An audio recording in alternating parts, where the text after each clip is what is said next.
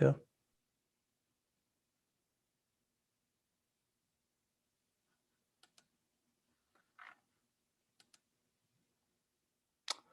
Okay.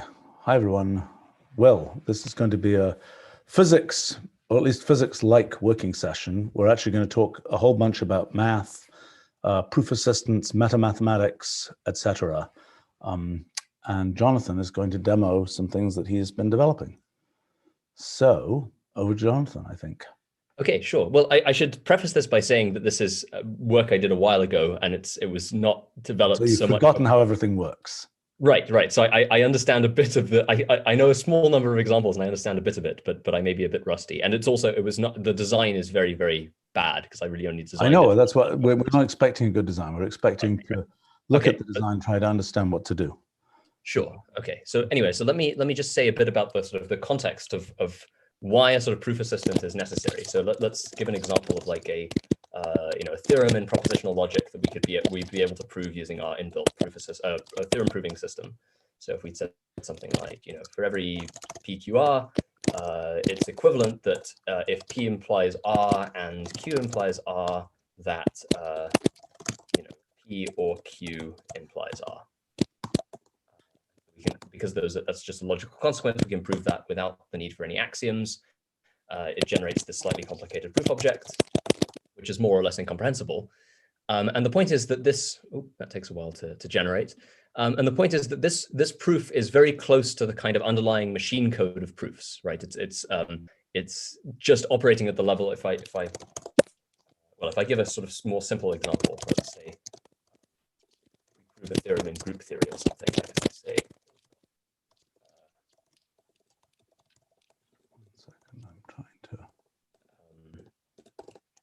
Internet connection is unstable. Hopefully not anymore. Okay, if I say an associativity axiom, an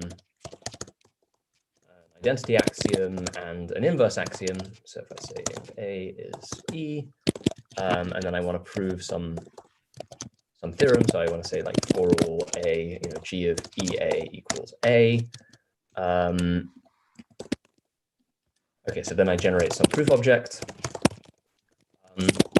And so the point is that, this is very close to the kind of underlying machine code of how a computer would prove a theorem, right? In fact, it's very similar to the underlying design of the Wolfram language. You're just starting from some hypothesis that you want to reduce to true, that you want to reduce to some tautology, and you're starting from some axioms that define symbolic rewrite relations. And then at each step, you're either adding in critical pairs, which doesn't really advance the proof. It just adds new possible rewrites, or you're doing substitution lemmas, where effectively you're just taking some object that already exists and you're just applying a rule to it based on some previous construct. So like here we're applying axiom 1 at position 2. And let's zoom out for a second, okay? So the most basic operation that we're doing is pattern matching and substitution in symbolic expressions, right? Right. Which is a proto-mathematical concept. I mean, it's a concept that we think doesn't really involve, there's no math involved in that concept. Is that a fair statement? I think that's a fair statement. And as a consequence, this is very far removed from how a human mathematician would prove something. But it's an efficient way. So what we're talking about is, there's one level which is kind of the pure structural operations on expressions. Okay, that's the lowest level. And so then the question is,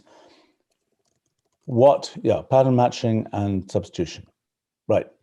Okay. So now the question is on what superstructure, first of all, what mathematics can one do with pure pattern matching and substitution? And then what's the layering on top of that allows one to do more stuff? So the first thing, to my mind, in terms of the language design, is we do, in Wolfram language, for example, you give a bunch of, assignments, and, we just automatically use those assignments and do the pattern matching and do the substitution and tell you the answer. So this is now a different operation where you're saying, tell me what actually happened. Right. Well, I would describe it more as the inverse operation, or it's an inverse problem of what the Wolfram language normally does, right? WL is generally about doing forward computation, whereas a theorem prover is about taking, you already know the answer, and it's telling you, what's the sequence of steps. So it's it's inverting. I don't know whether necessarily you know the answer, but yeah, okay, all right. You might know the answer. So that's the case of essentially doing mathematics or metamathematics, where you're saying, here's what goes in, here's what comes out. Now show me what path you took. Right. Exactly.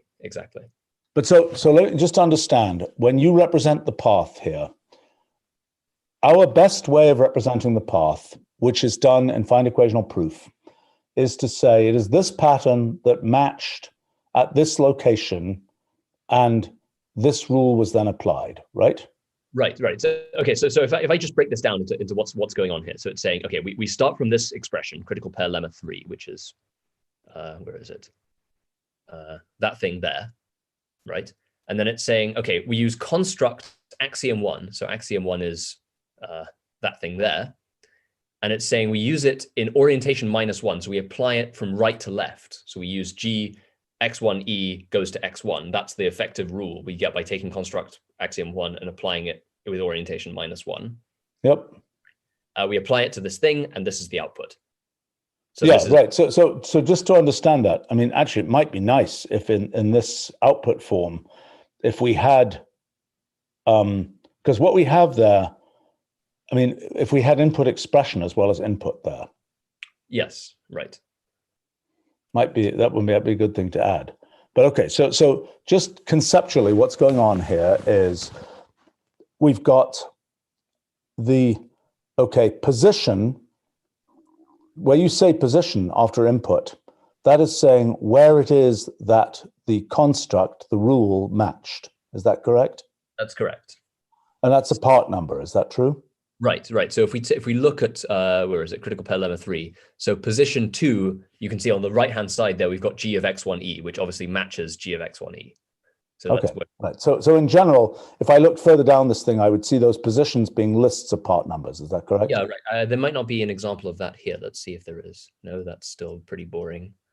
I'm sure we can find one if we just do a generic from the wild proof. Right. Let me see if I can.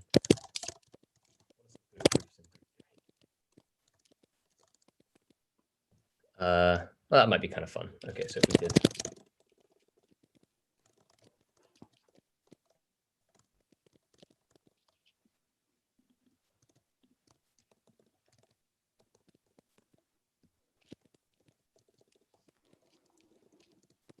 Okay.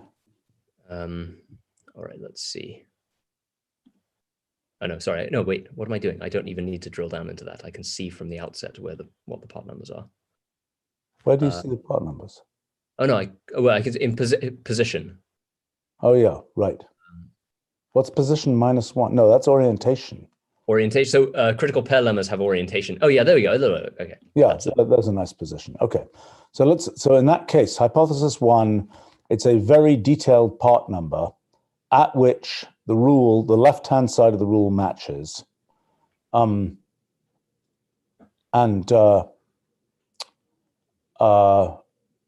then gets applied. Okay, so at this level, we can think about it is this find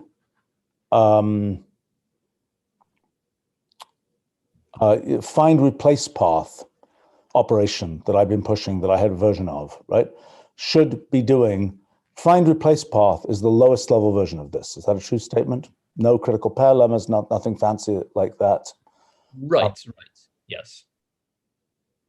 But find replace path would just be telling us for each element, what was the rule that was used, what was the position at which it applied, right? And in general, that's it's a path finding problem in a multi-way graph, basically. Right. Now, in this case, critical pair lemmas are find equational proof is doing something else. It's adding critical pair lemmas to try to allow it to actually find a path from the start to finish. Right. Crucial on our live stream is asking, what's the orientation of a proposition? It's just a question because it has equalities often, and we need to turn those into transformation rules. Right. It's that x equals x equivalent to y. is equivalent to X leads to Y and Y leads to X. Yeah, it's more like this. But yeah. Right. Okay. All right. So what you've shown is the purely structural version of, so how much of mathematics do we believe is structural in this sense? To what extent, if we were doing Whitehead-Russell again, and we said, forget logic, all we're going to do is substitution, where would we get to? Well, logic can be compiled to substitution. Higher order logics can be compiled to substitution. So you're saying that Whitehead and Russell could have just done substitution? Yes. Yeah. They goofed. But anyway, we already knew that. But anyway, I mean, so the point is, in mathematics, at least as it's usually conceived, there's nothing that you can't in principle express in this form. It's just that it's a question of at what point does this form cease to be useful? And, I would argue for doing kind of practical mathematics where you want to actually produce a proof that, has some explanatory value. In most non-trivial cases, this is not very useful. Okay, but let's talk about truth for a second, because this doesn't talk about truth. This talks about constructibility of expressions. Right?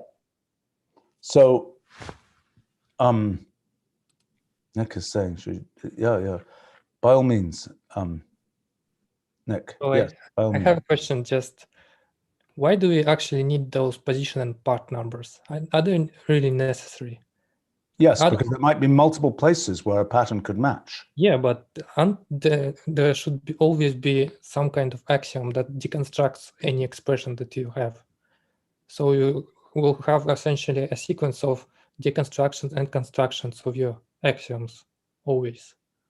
So any part, any replacement anywhere in your big expression is just can be replaced by a sequence of deconstructions and constructing it again. I didn't understand that. Go ahead. Not lose information. I mean, what we're trying to find here is we're trying to define the path of, there are many possible paths through the multi-way graph that would get you from the initial state to the final state. We're trying to say which particular path are you using. So Nick, you're saying, I want to apply f of a, b to the outermost thing here, but I don't want it to match to the two innermost things. You're just saying I can deconstruct this. I can have a rule that deconstructs this into something that's of the form f of a comma b, right? Yeah, just a well-formed formula, and then you apply an axiom to that. Right. Right. How do I guarantee that this is logically a consequence of this thing? Well, for equality example, you can take the left-hand side to right-hand side, right? You don't care. So you can take first part and the second part. And for every part of your logical connectives, you also can deconstruct it and pick any one. But that would, yes, if you wanted to generate all possible propositions, but that's not what a theorem prover is doing. I think what we have to identify, and there are a couple of different things here, right? So one thing a theorem prover might do, one thing we might do in sort of pushing back the frontiers of metamathematics is just generate all possible theorems, for which obviously you don't need to know which part number was used. But if you want a specific path, aka a specific proof, you need to know the part number, I think. I don't know any better way to do it than to specify the part number. Now, in a language design point of view, we could imagine a wrapper. Right. I'm not sure that that's helpful. Otherwise, even if you had deconstruction axioms, as soon as you have something like a commutativity axiom, then if your thing doesn't distinguish between where a particular rule gets applied, then you immediately end up with infinite paths. And that's kind of bad news if you want to create a theorem prover that actually holds. But so in general, we could just do path finding, and I think, I had a version of find replace path that can tell you both it can define the paths, where find replace path is basically using always, its scheme is, I don't quite understand this deconstruction step, because the deconstruction step would be that you're always doing a map at, basically. You're always doing a map at or replace in our language. Is arguably we should have some replace at operation, which is effectively map at or replace. Well, when we were first designing find equational proof, I suggested that, right? Because if you look internally at the code form of this, that's what it's doing. Map at replace this rule here to this construct. Okay, so one of the things that's an interesting sort of side effect from this is the idea that we should actually have a real proper replace at. And I think that will be useful. I mean, I've wanted that a number of times. So it has a pretty obvious design. So then essentially what would happen is the theorem prover, I mean, the path definition will be a series of replace ats. Right. Now, it's a little bit non-robust and annoying that there are part numbers involved. I wish there weren't part numbers involved. I wish it was something where there could be a wrapper inside the expression or some other idea for instead of just, you know, you're identifying part numbers. It feels very wrong that you're doing that. But anyway, go ahead. But then, I mean, we do a similar thing in the general specification of multi-way systems, right? That's the last element of our event specification. It's not a part number, but it's logically equivalent to a part number. No, I know. And you know, one thing that'd be nice is to flow the part number story directly into causal graphs. Right. Because it's not totally obvious. I mean, there's a whole separate step is given the part number in the replace at, you know, what did it leave unchanged? The complement of a part is not something we normally talk about. Is it not? What is the complement of a part in an expression? The residual in logic. Well, I'm aware of that. I know that. But in the language, we don't have a concept of that. We don't have, for a pattern, we have the concept of except, which is all patterns that don't match a given thing. But right. For an expression, the question is, what do the residuals of an expression look like? Because that means basically an expression with a piece chopped out of it. So, which is what we implement in the last part of the multi-way events. I'm aware, but we do that with part numbers basically. Well, we do it with something that's equivalent to part numbers, but right. But I mean, the question is, in general, one could imagine a form of an expression in which there's in which there's a piece in the middle of the expression, which symbolically a piece of the tree structure, which says I've been removed, so to speak. Right. And then the residual is the there's a removed part, so to speak, which is part of the tree structure. And then the rest of the thing is the quotes residual. Right. But I wonder whether that works. I wonder whether that's enough or whether you have to be able to say, oh boy. Yeah, I mean, in a sense, you want the pair of the expression and the residual. Right. Maybe I can make this less obscure. Something perhaps relevant here is that not in the part spec, but in the position spec, we can have patterns in both position and replace part. So we could have an except of some position. I see what you're saying. Except, I see what you're saying. So except of what are you saying? But I mean, something example, like in replace part. In replace part, we can absolutely have patterns in the part specification. We can't do that, to my knowledge, in anything else. That's the only place where we can have patterns. Right. Exactly. Yes. So I said position, no, but I was thinking of the pattern for the thing you are looking for, not the position. You're right. Yeah. So it's replace part. Yeah. Yeah. So you're saying the residual is simply an except part. That makes some sense. Okay. Okay. Jonathan is going to show what. Well, hang on. Sorry, I'm using a slightly weird version of the kernel. Say that. Right. So these events are essentially giving us what we're talking exactly. about. Well, those events are giving us the moves in the replace part, in the find replace path. Right. And the question is, what's the right way to specify one of those events? Because what you've got there, yeah, it's kind of weird. I mean, it's not really showing you where the transformation happened, right? It could be showing you, but it isn't showing you where the transformation happened. Why do you say that? Unless I'm not able to see it on the screen, it's just a stack. right? And it doesn't show you. Yeah, it does.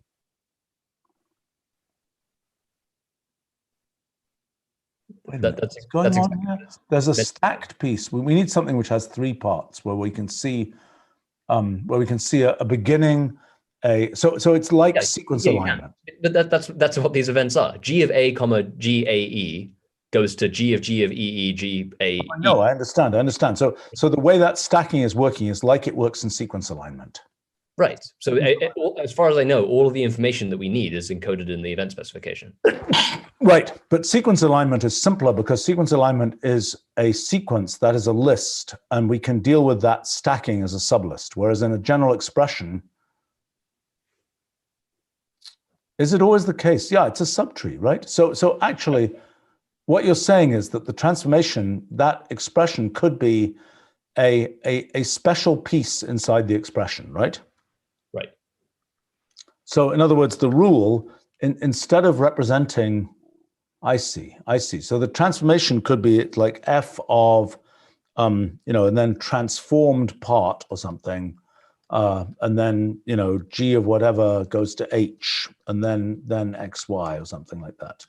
Okay, that's interesting. So that will be a form of that will be a way of representing.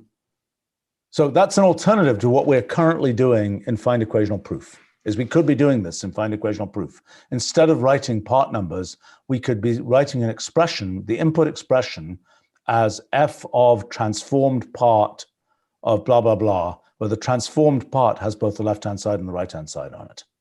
Right. Which would have more consistency with the way we handle multi-way systems. Well, that's interesting. That's its own separate interesting thing.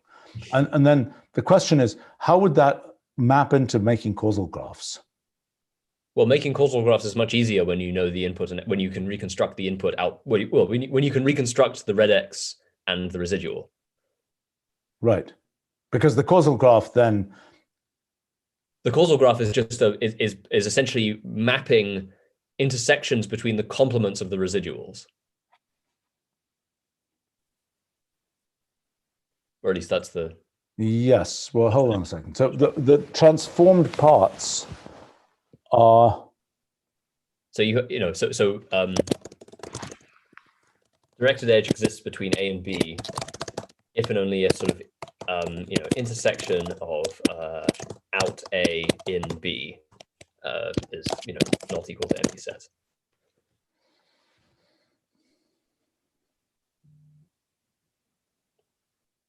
Where out A and for the causal graph, A and B have a where A and B are where out and in are computed by taking complements of the residual. What's the difference between the complement of the residual and the thing that will be in this transformed expression? No, it's the same. I'm just. Okay, fine. Yes, I agree. But then it's very clean, in fact, to do this. In the case, if we had that symbolic structure, it will be very clean.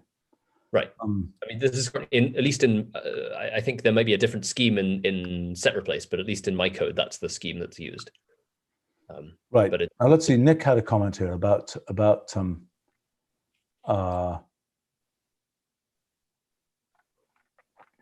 constructive logic.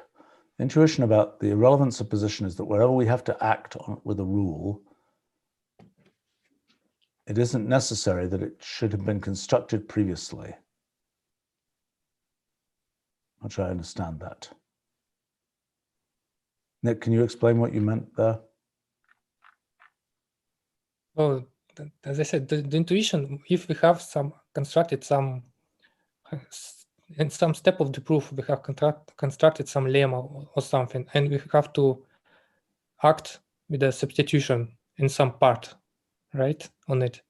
Mm-hmm. But for constructive logic, it seems that we should have constructed the whole expression from some initial expression with some kind of axiom. Then we can, as well as just to find it there and replace without any part, and just repeat our proof from there. I don't quite understand that. This is a difference between this. Well, okay. let me go back to the thing we were heading towards, which was the notion of truth, right? So we've got this idea of pure substitutional structure, purely structural meta-mathematics, metaphysics, if we could call it that. Meta almost, it's basically, it's very interesting that in a sense, this idea of pattern matching and substitution is in some sense sort of a minimal model of everything. And now the question is, when we think about mathematics, we want to layer on this notion of truth. So Jonathan, can you explain, I mean, again, well, I thought I've understood this multiple times, but go ahead. I can explain in ordinary mathematical logic how truth works, but that may differ from other people's. The last conversation I didn't really understand because there were other conflicting views that didn't match at least my understanding of how truth works. But so in ordinary, in conventional mathematical logic, one makes a distinction between semantic truth and syntactic provability. So semantic truth, proposition A is semantically true in formal system T, if and only if T plus A is consistent. Okay, let me try. I'll bracket this out. If and only if the system T plus A is consistent, if and only if T is consistent. So in other words, if we can take the proposition and add it as an axiom to our system without changing its consistency properties, then we say that that proposition is semantically true. Right? Wait a minute. If that's the standard definition. Yeah. Okay. Fine. I mean, it's a bit of a. I mean, that begs questions about what consistency means and all that kind of thing. You can't prove a contradiction. Whatever that means, because contradiction means that you have to have a notion of negation. I mean, my conclusion when I was looking at this for NKS is that the key thing you have to have is a notion of negation. Once you have a notion of negation, you have all kinds of new concepts. But in the abstract, when you just have symbolic expressions, there is no notion of negation. Yeah, but if without a notion of negation, then you're not doing logic. Fine, but what I'm asking is, what is the minimal stuff you have to add to get from pure pattern matching and substitution to something that you can think of as being, true, false logic type stuff, right? Right. And, just doing pattern matching and substitution is sufficient. For example, if you were trying to prove statements in Boolean algebra using that axiom of mine, pattern matching and substitution is perfectly sufficient for that. You haven't identified. Now you might prove something which you can then say, aha, that thing I just proved is obviously true. Right. But the point is, when you're proving stuff symbolically, there is no notion of truth in the conventional logic sense. I know that. So I'm asking, what is the? Well, go ahead. So, and on the other hand, you would say proposition A is syntactically provable in formal system T, and only if there exists a sequence of inference rules applied to the axioms that yields A. Exactly. Yes. And so this is the concept that we discuss in theorem proving. Now, there exist particular mathematical systems that are consistent, where the only things you can syntactically prove are those things which are semantically true. And there are also ones which are complete in that everything that is semantically true is syntactically provable. But the whole point of the limitative results of the 1930s was that there isn't a bijective correspondence between semantic truth and syntactic provability. Well, I wouldn't consider that was the only point. I mean, the more interesting point, that was a point, listen, that is a thing that is super confusing, because the more interesting point is this point that there exist arbitrarily long paths that it might take you to get to prove something, which is, I think, a completely independent point from the point about, is it true but unprovable and so on, which to me is just utterly confusing. I mean, that maybe I'm missing something big, but my understanding of this, and I had these examples in NKS, for example, where, okay, once you have the notion of negation, then you can ask all kinds of questions. Like, for example, given negation, you could ask, from a particular initial condition, can you prove both a thing and its negation? Then you're inconsistent. Can you establish of everything? Can you prove either a thing or its negation? Then you're complete, right? Am I missing something here? No, that's all correct. And we've discussed this at length about the string multi-way systems you had in NKS, and where you look at balances of symbols, and if every bit sequence or its negation appears in the multi-way system, then it's complete. Otherwise, if you get one more than the other, then it's inconsistent, and so on. Yeah, right. Okay, so that seemed like a pretty nice minimal model. My question is, what's the generalization of that minimal model? What does that not capture?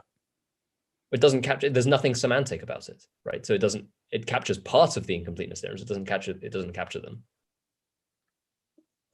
Okay, explain what you mean by semantic, because what you've said here is just something about consistency, and I don't know how you define consistency other than with this thing about not being able to prove both a thing and its negation. Yeah, I mean that is a notion of consistency. Fine, but then that exists even in this essentially structural definition that I have. It doesn't need some additional mysterious notion of semantics, or does it? No, it does implicitly, right? Because the negation is just a unary operator that you're endowing the system Absolutely. with, right? And it could be any unary operator. It doesn't matter. But the interpretation of it as a negation operator is a semantic interpretation.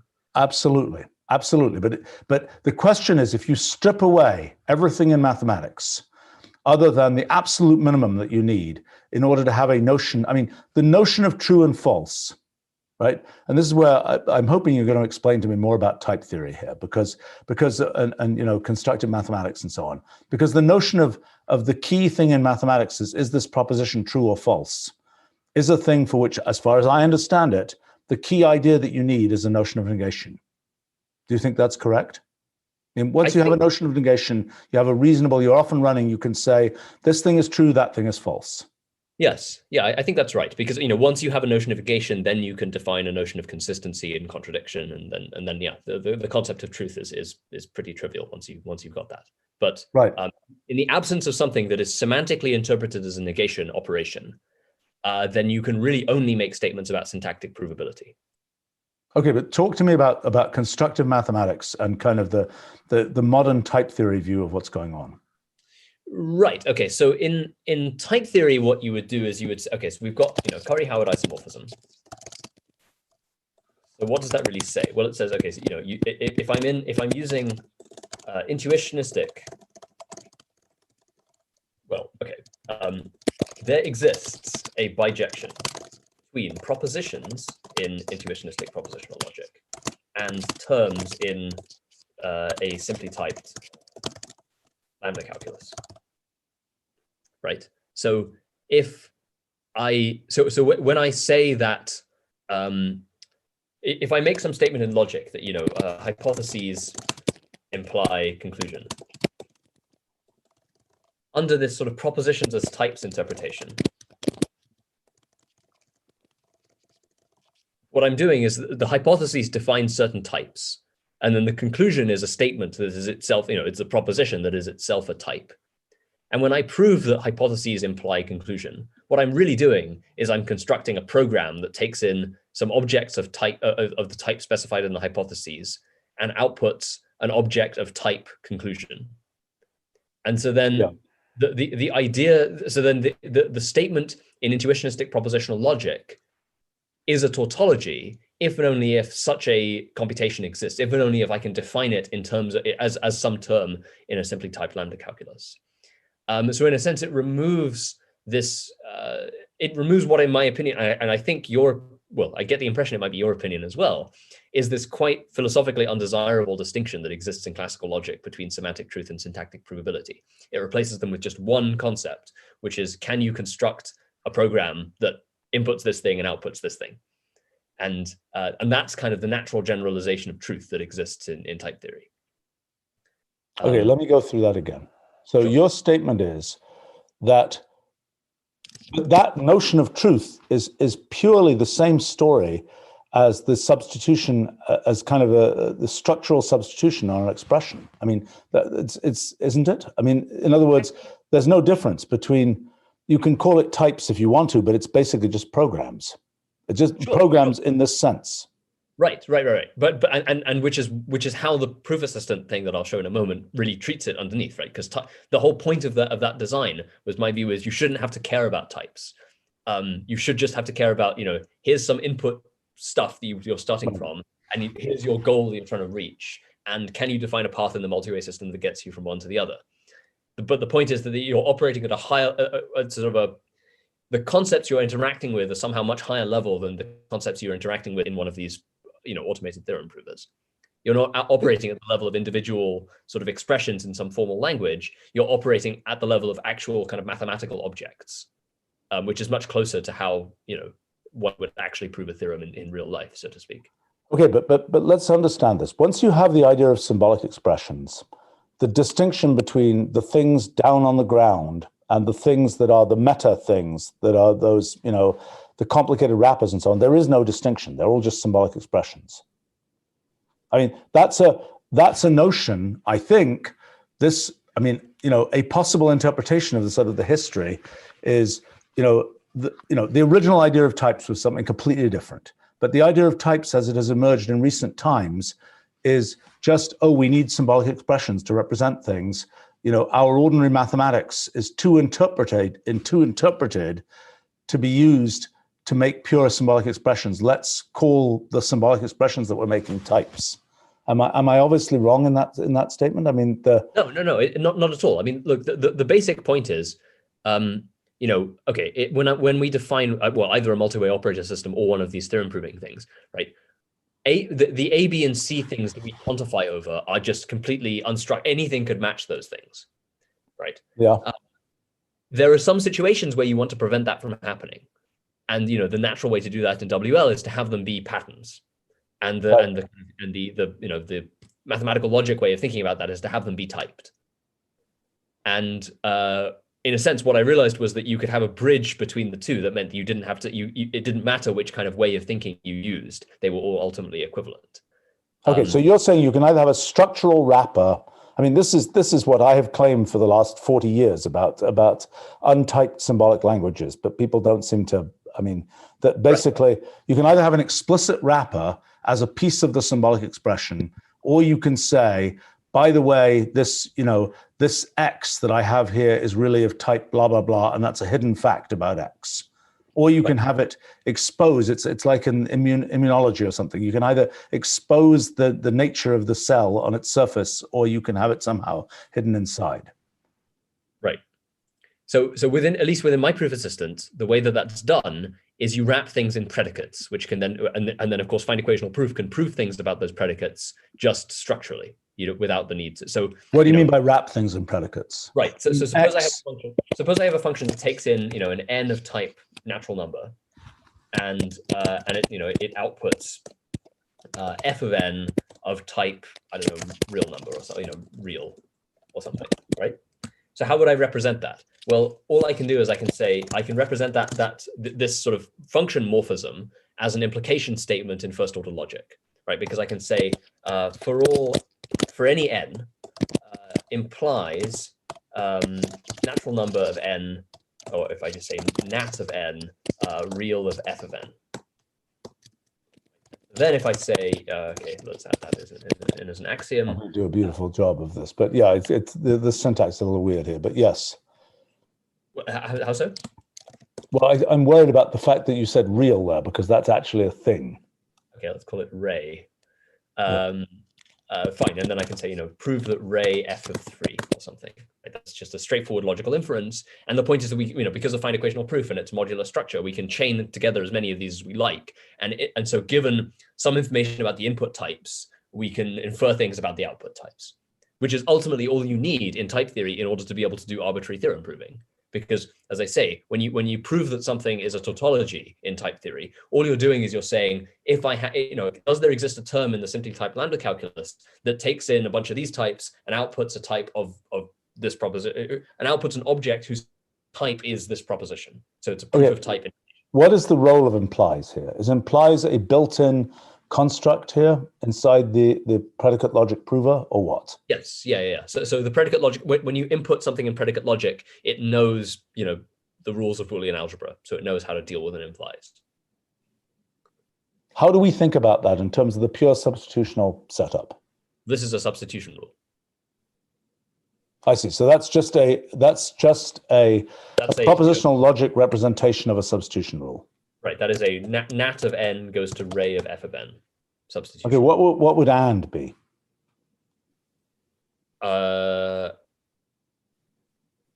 You said it has Boolean algebra. What does it do with the other Boolean operations? Well, it just knows the axioms. I mean, I see. Okay, fine. The thing with implies, it knows the axioms for implies, and it knows the equational axioms for implies, and it deals with those. But with respect to and or and so on, but implies as underneath the primitive operation is the implies turning into a transformation rule. Is that correct? You can think of it that way. It happens to not be the way that it's implemented in infinite equational proof. Okay, but it's just like equals in infinite equational proof is, equal is ultimately a core primitive which turns into the two-way substitution rules. Right, exactly. And you can think about implies as being a core primitive that turns into a single-way substitution rule. It's just that for implementational convenience, it's a bit more complicated what's actually going on. But okay, fair enough. Would it produce simpler proofs if the thing I just said is the way it actually worked? Yes, absolutely. But it would produce simpler proofs, but much less efficiently. That's what we discovered.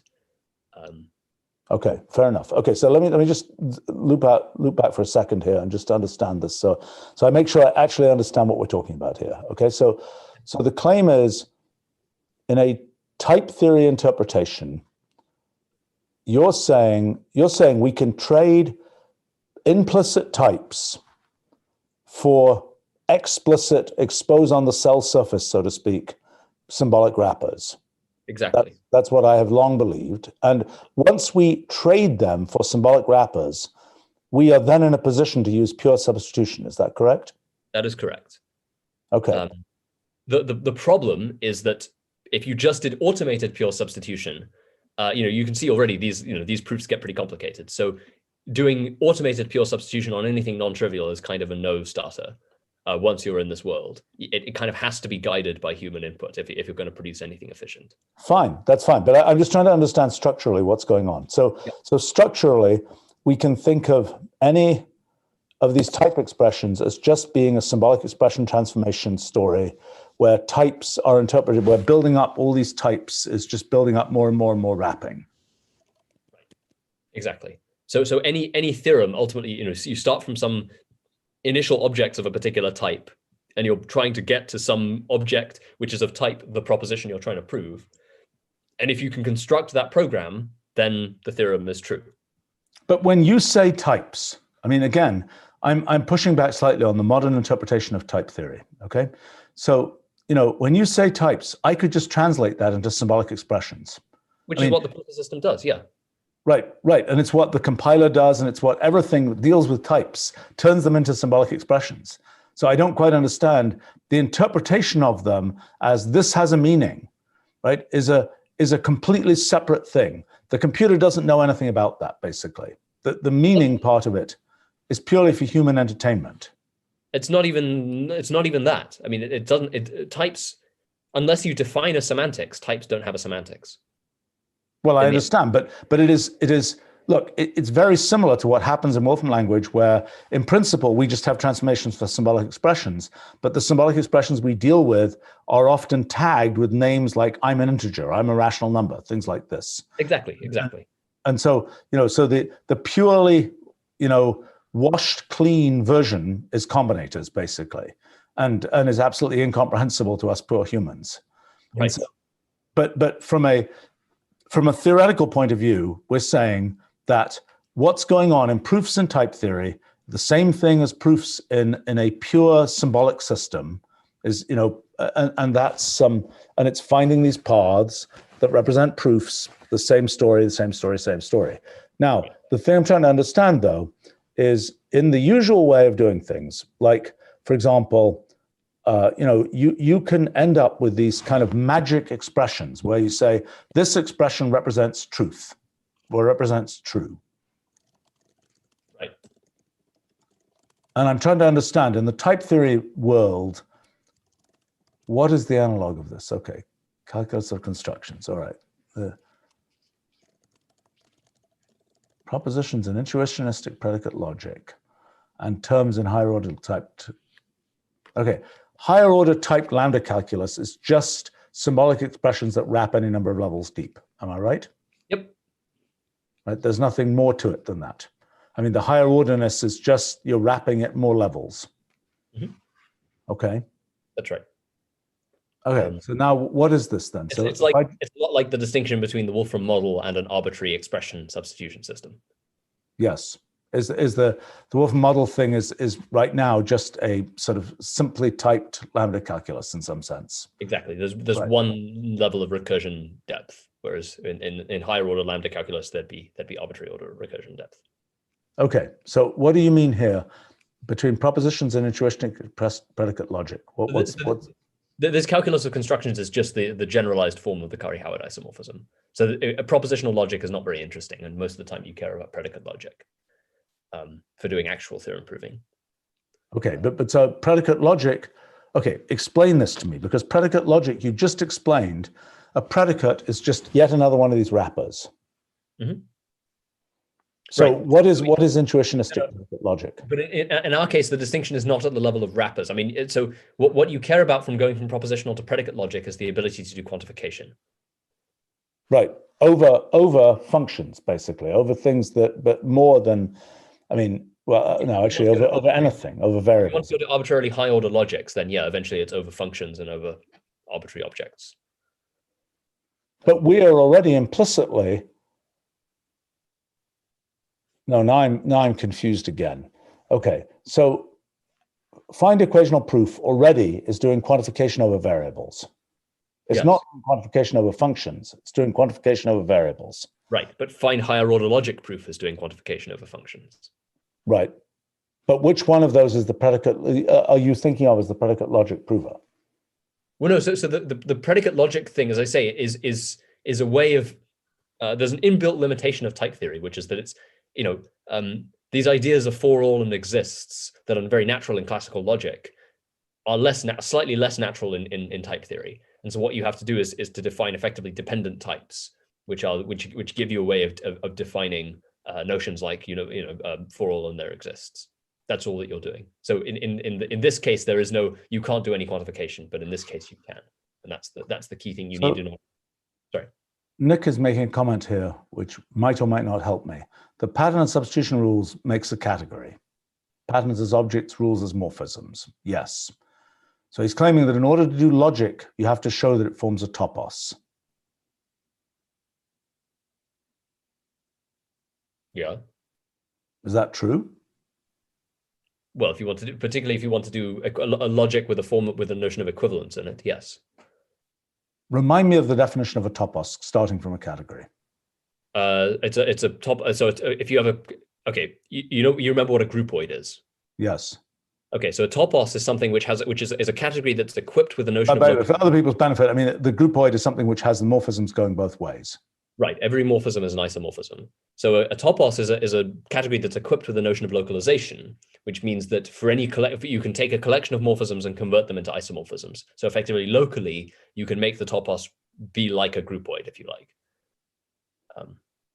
Okay, and why does that have to do with logic? Is that the difference between equational and one way? Right. So it's an implicatory system. Okay, if you want to get really formal about it, an implicatory logic system forms an F coalgebra over the associated rewriting category, whereas a logic based on equations forms a groupoid structure. And but in practice, it's kind of convenient to think about both as being topoi, because you can simulate the equational thing within the implicatory thing. Fair enough. Okay, I get it. Okay, so let's get on to your okay, let's see I think I'm finally prepped to actually see the thing that we were going to demo here, which was the proof assistant. Right, right. Okay, so what the proof assistant is doing is it's just trying to find this computation, right? You start from some premises of different types, and you have a proposition which forms a type, and you then want to show that there's some function in your higher order lambda calculus that maps from inputs which are of these premises to an object that is of type this proposition. Right? But how do we, I mean, can you explain that statement just in terms of symbolic expressions? Well, yes, but it will be the same statement. I mean, if each object is wrapped in a symbolic expression, the proposition we want to prove is also a symbolic expression wrapper, and you want to prove that there exists a function which takes in those wrapped objects and converts it to an object that is wrapped in the. And what is a function? Isn't a function just a transformation rule? Well, yes. I mean, in the sense that, yeah. I mean, that's so. What people... So in a sense, what you're saying here is you're trying to find. It's the same story over and over and over again. You've got a symbolic expression. You have certain transformation rules defined for symbolic expressions. You're trying to say, can you patch together the transformation rules that you have in order to let you go from the input symbolic expression to an output symbolic expression? Well, of course, it's a multi-way system. That's the whole point. Yes. Okay, fine. All right. We're operating, as I keep saying, at a much higher level rather than operating at the level of individual symbolic expressions representing propositions. It's operating at the level of actual mathematical concepts, which are represented by, all right, wrapped in symbolic. Okay, let's see it. I mean, but I mean, in a sense, many systems for formalizing mathematics, from Whitehead and Russell on, are based on the idea of let's build up our notion, the integers can be built up from this low-level machine code of such and such a thing, et cetera, et cetera, et cetera. And then in the end, at the low-level machine code level, we're just doing sequences of transformations on symbolic expressions. But what you're saying, what we're asking for is in human mathematics, the claim is there is a good model of human mathematics, which is higher level than the machine code, right? Even though the underlying machinery doing these proofs might be that machine code, there's a layer that is more comprehensible to humans than just doing the machine code. Is that correct? Right. Yeah, humans operate at the level of high-level mathematical concepts. Okay, so fine. So the question is, what is the correct meta model of the high-level mathematical constructs? Right, and I think it's this. Okay, let's see it. Okay. But you get my point, right? When you're proving something about a group, you would say, G is a group, and E is an element of G or something, and then this implies that associative E comma blah blah blah blah blah, right? That's normally when we think about doing mathematics, that's much closer to how we're actually thinking, right? It is, right. A lot of mathematics papers start, I mean, my favorite example is that it just starts let F be a field, and then often running it goes. Exactly. So field F or something would be our initial symbolically wrapped thing, which you can think of as being F of type field. And then you're trying to get to some destination, which is your theorem. And if you can show that there exists an object that can be wrapped in that theorem, that in other words, that the type is inhabited, then you're done, right? And so the question is, what's the right way to kind of facilitate that process? All right, but so you're making an important and not obvious statement, okay? You're saying mathematics, as practiced by humans, is all about defining kind of what kind of a thing are you talking about, and then which by the way, computation mostly is not. I mean, yes, it gets some type calculus added into it, but mostly computation is about. I mean, I'm still trying to wrap my brain around this issue. So you're saying that in mathematics we should think we've got a category of thing, and by category I don't necessarily mean the formal sense of category theory, a category of thing. And then we're going to establish certain facts about it. I mean, this was, my vision for kind of, the sort of Wolfram alpha for pure mathematics is you tell it, these are properties of the thing I'm talking about. Now, in that particular case, it was the free form, tell me something interesting about this thing. But you could equally well have it be, tell me if this thing is true about this thing. Okay, so I'm still not completely understanding I'm not completely understanding the relationship between the assertion of that something is in a particular, is of a particular type, and what happens in the substitution world. But okay, but show the proof of system. But that was the whole point of this, right? Is to show that conversion. right? This is a statement that there exists a function f that takes in an object of type natural number and outputs an object of type real number. And so what's that trying to say? So I mean, so then in this case, f would be some primitive object that takes natural numbers and outputs real numbers, and then you could have many other primitive objects that also, each one is defined by just an input type and an output type. Yeah. And the point is, if you contain enough of these together, you can start to prove non-trivial theorems, right? You can start to say, if I don't know, let's say, for any g, if g is a group and g is commutative or something, then blah blah blah blah blah. Right. Look, in the usual way of setting things up with just transformation rules for symbolic expressions, you have naked transformation rules for symbolic expressions. The thing you're adding is you're saying the transformation rules that I want to consider are ones that are transformation rules for wrapped objects. Yeah, as I said, when we quantify either in the multi-way operator system or in the theorem prover, we're quantifying over things which can match arbitrary patterns, right? Like P, Q, and R. Okay, so you might be making a statement about mathematics, which is the following. I might say mathematics is a theory of arbitrary axiom systems, right? With arbitrary low-level axiom systems, which can be thought of as transformation rules on arbitrary expressions. You're saying, no, that's not really right. Mathematics as practiced by humans is actually a theory that involves transformation rules for wrapped symbolic expressions. That is, symbolic expressions that have been considered to be assigned types. Is that a true statement? Yes. Yeah, I mean, it's not false to say that it's about symbolic expression, unwrapped symbolic expressions, in the sense that internally this is all being unfolded into unwrapped. I understand that completely, but the question is, what subset of the world of arbitrary transformation rules for symbolic expressions is human mathematics? Right, and I would argue that the majority of it is stuff that involves these kinds of wrapped ideas, because it's very rare that you prove a theorem by operating at the bare metal level of just arbitrary transformation rules. You're normally saying G is a group, G has these properties, E is an element, E has these properties. What does that mean?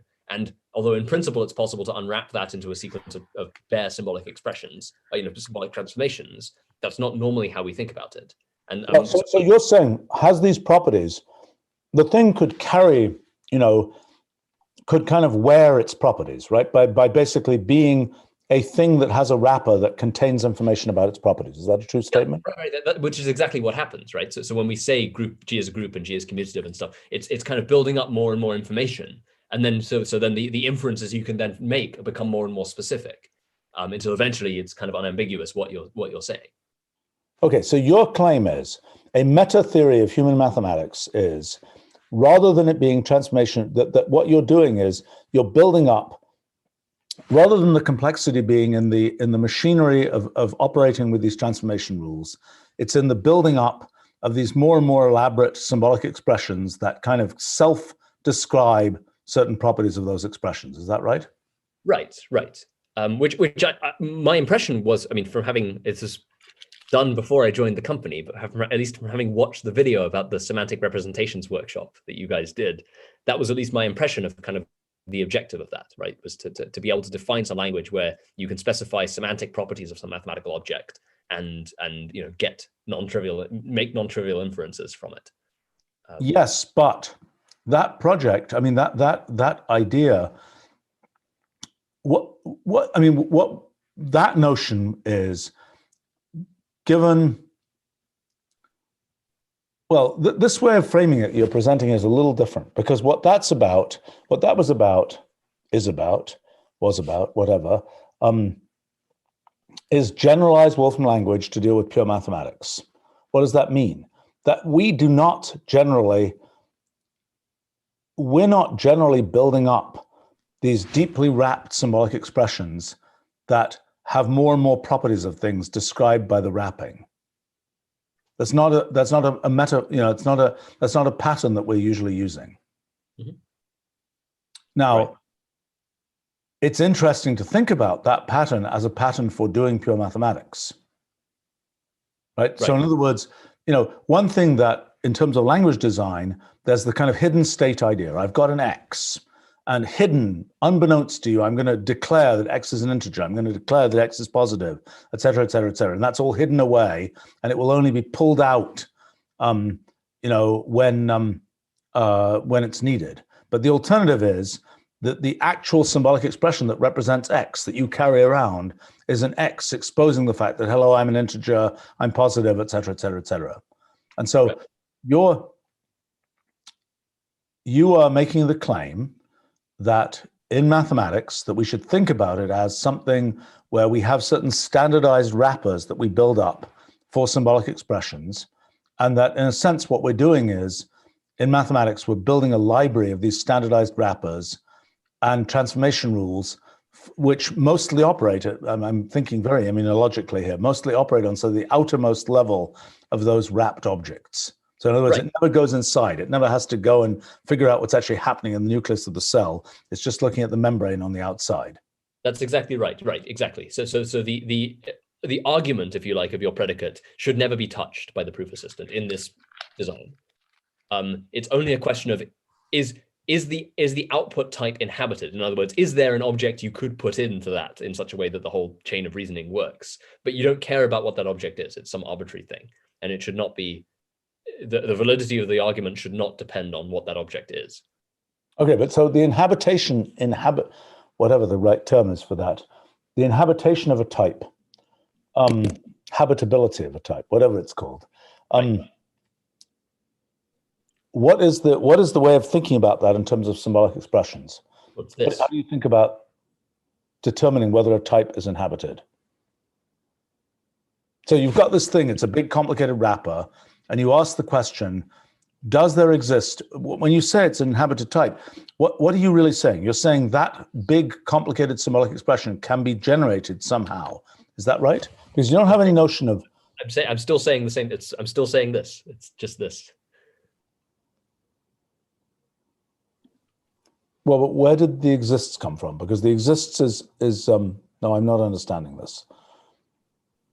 You've got a proposition, and somewhere deep inside there has to be a thing. Yeah, right. There exists an X such that that proposition is true.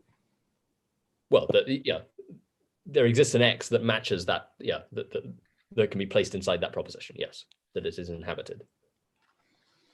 Wait a minute, but it's placed inside that, but I mean, we're just thinking about symbolic expressions and transformation rules. So it can be placed inside the symbolic expression, and then what do you say about it? And then it matches or something, or what? What are you saying about it? No, as long as that exists, then you've proved the result. What do you mean by exists? Sorry, I'm being... I mean, exists. I mean, well, I can spell it out explicitly if you like. So if I did something like that, and then, you know, nat3, exists X such that ray of f of 3.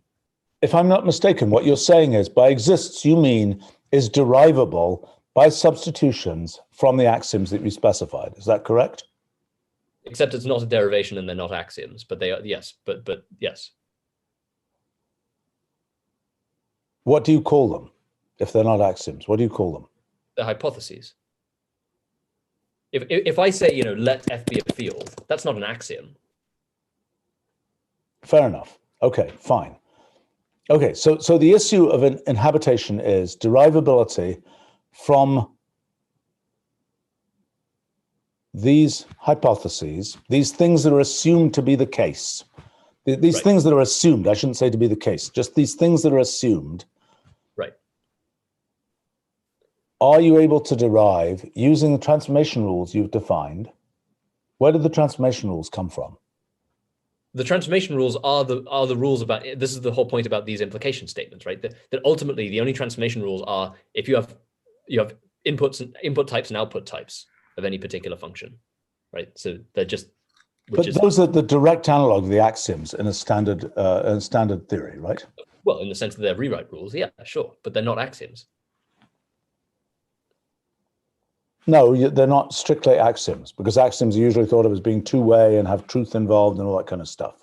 Right. So what this is doing then is it's saying you are, okay, so it's given the hypotheses, let F be a field, whatever, and given certain,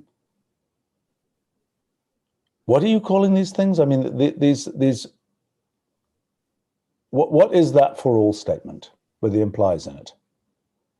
Well, so this is the definition of a function f in a simply typed lambda calculus. I understand, but what would you call those? If you were talking about this in mathematics, what would you call those? Are those definitions? Yeah. Well, I mean, in a sense, they're just they're just statements about mathematics, right? They're statements that. What's the difference between a statement about mathematics and an axiom? Well, an axiom is the term axiom is normally used in this classical logic context when you're talking about axioms of group theory as being. I understand, but the thing is, the question is, what do you just pull out of your hat, and what is derivable somewhere else? And so far as I'm understanding it, this is a piece that you might justify pulling it out of your hat on the grounds that it's just a definition of F. Right. I mean, so you can call these axioms by all means, because they are, at a purely structural level, they're treated in exactly the same way. The point is that that's in my opinion, an unnecessarily confusing way of talking about this, because these objects are far more numerous, far more rich, and far more descriptive than any axiom system in classical logic. Fair enough, but are they in fact, should they be thought of in sort of the typical vernacular of mathematics as definitions? I think they should be declarations. So it's not a definition of F, because you're not saying exactly what F is, but you are just declaring a property of F. Right. Okay, but in that's the computer sciencey way of saying it. But in mathematics, what are these things? I think that is judgment. Say again? Judgment. Judgment? That's not a term usually used in mathematics, though. But in theory. If this was in a math textbook, what would it be headed? What would this thing be called? Property. Okay, so if I pick up my nearby math textbook, well, I'll find things that say theorems. I'll find things that say, lemmas, definitions. I don't think I find something that says property usually. Right, but definitions and theorems and lemmas will contain instances of properties.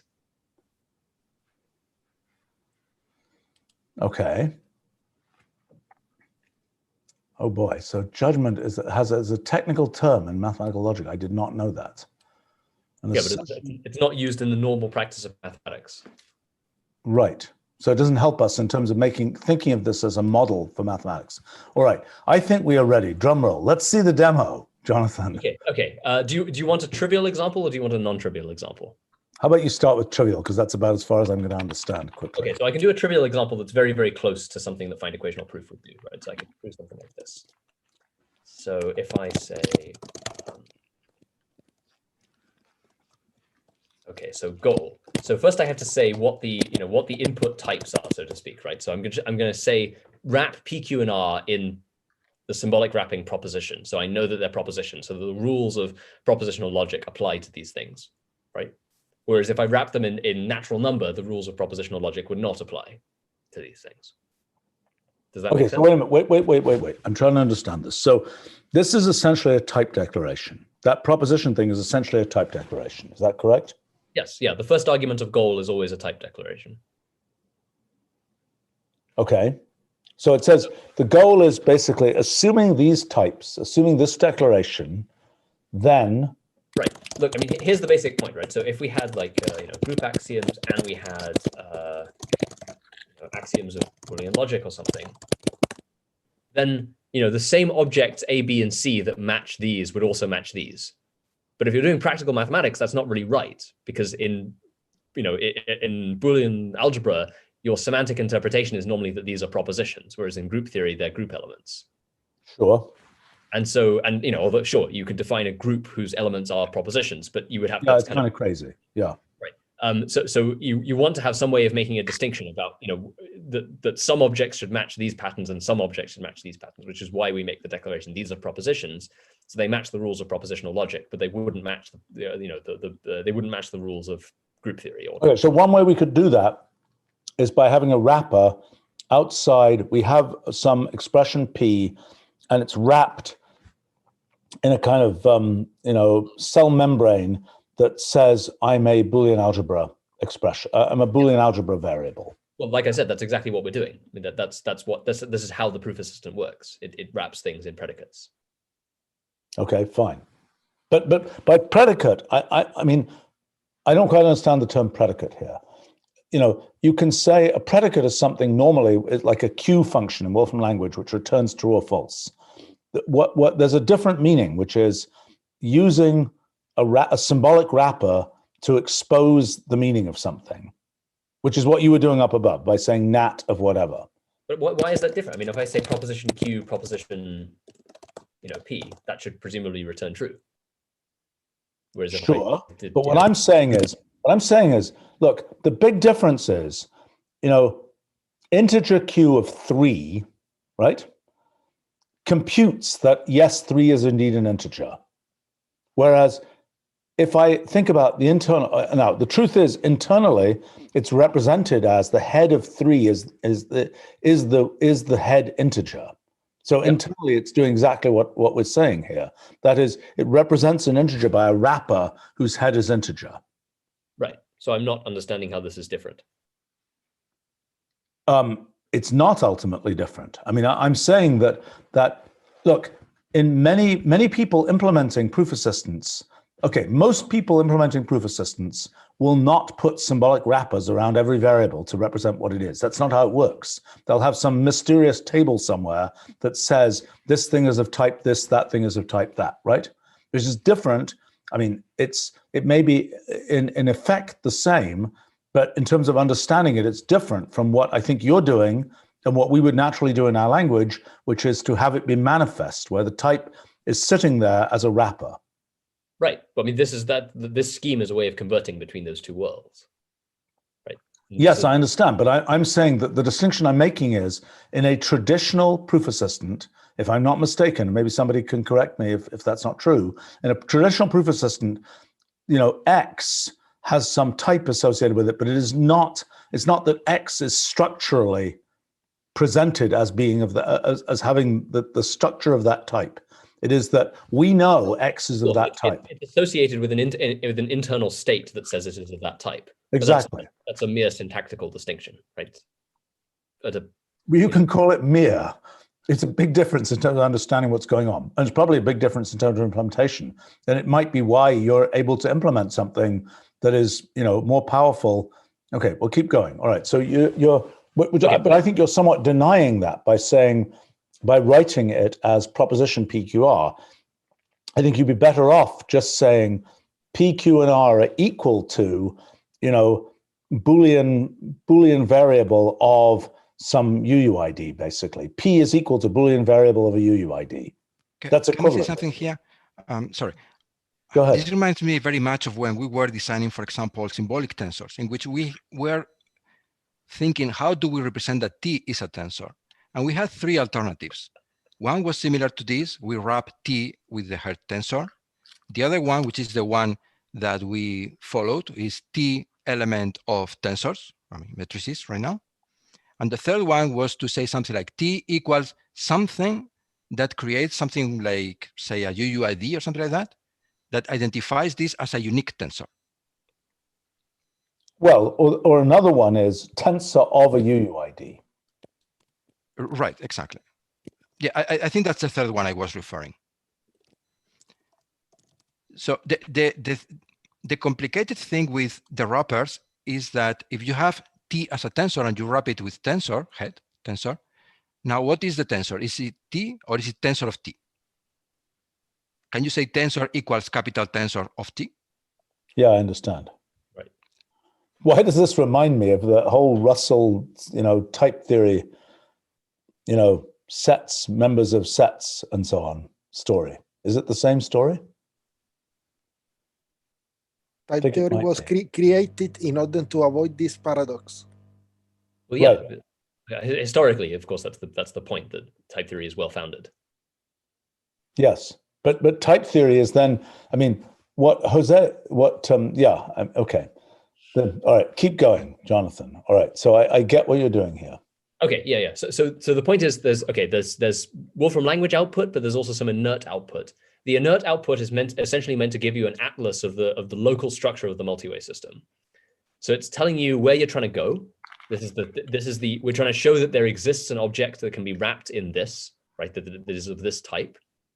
Mm-hmm. And this is our starting point, that we have P wrapped in prop, Q wrapped in prop, R wrapped in prop. Okay. Right. And so we still got one goal. So now what we can do is we can use the structure of our goal to, so right now it's like we're starting from one point in the multi-way system, we're trying to get to another point in the multi-way system, but we can actually split it up, and we can say actually we can divide the work and split it into two different branches. So because there's an if and only if statement here, because there's an equivalent, I can say, well, let me split it into two branches. One branch which has the goal of showing the forward direction, and one branch which has the goal of showing the reverse direction, right? Yep. So I can say split goal. So now it tells me, okay, I've got the same starting point. I've got my starting point for both branches is PQ and R wrapped in prop. But now I've got one goal, which is the forward direction, one goal, which is the reverse direction. And so now you can see I've got, this is one thing I've got to prove. So now I've got, rather than just outputting a single expression, I'm now outputting a list. This is the first thing I've got to prove. This is the second thing I've got to prove. Sorry, I was going to copy and paste this down so you can see each step. Okay, but let me try to understand. Split goal is something where you've got a symbolic expression, and I'm trying to understand structurally what split goal is. Mm-hmm. So there are certain kinds of symbolic expression which, by their nature, can be which, if they're a goal, can be split into multiple goals. So one example is, but a path in the multi-way system. In the end, at the beginning, you're trying to say I've got these two nodes in the multi-way system, and I'm trying to find a path between them. And then you say, let me define an intermediate goal between those two things, and let me find a path from A to the intermediate to B. Is that correct? Yes, except that there are two intermediates, right? What you're saying is these two things are not logically dependent on each other. So I can follow them as independent paths in the multi-way system. I need to traverse both in order to get to where I'm going. But for the sake of ease of navigation, let me split them up into two different paths. And it kind of doesn't matter. Now I'm confused again. In the original proof assistant, in the original goal, which things are nodes in the multi-way system? I mean, I think your equivalent statement is basically trying to say the two things in there are one. Go ahead. No, that's not true. This is one node. This is the input state, right? PQ and R wrapped in type prop. That's one state. This is another state. That's the output state. That's the thing we're trying to get to so we can wrap some other object in this proposition. Okay. Okay. So when you split the goal, what are you doing? Because there's a path. You're trying to get on a path from that prop thing at the beginning to the thing at the end. Right. So what does split goal do in terms of the graph theory of the multi-way system? Right. Well, it's saying that in order to reach this point, there are two intermediate things I have to reach, and they're logically independent of each other. Right. One is I have to reach the forward direction. One is I have to reach the reverse direction. Yeah. So rather than just trying to jump straight to the end point, let me split it up and let's go with the forward direction first and then the reverse direction second. Okay, but as nodes in the multi-way graph, the forward direction, you would be just saying forward direction is simplified in this way, but the node in the multi-way graph that has the forward direction simplified and the reverse direction not yet simplified. Right. And then you go to another node where they're both simplified. Disconnected, so I can follow them in either order. Say that again?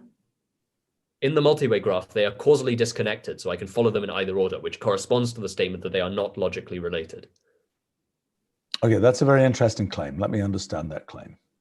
Okay, so your claim is... Obvious claim. If they're not logically related, then I can prove them in any order. I know. I'm trying to understand that claim in terms of the causal structure of the multi-way graph. They're both just the statements that the two partial order relations are compatible, which is... Okay, what's a picture of a piece of multi-way graph that has that property? What would it look like? It's got two branches coming out, and you can go either, right? It's got a single start. It's got two branches, and the claim is, and it's got another set of branches going on. The claim is that you can pick either of those two branches, initial branches, and you will have. What is the claim? You will have causally independent. I'm a little confused. Can you do a string version that would be the same form? Something similar. So I mean, so we have something like this, right? Whoops, you need the multi-way system.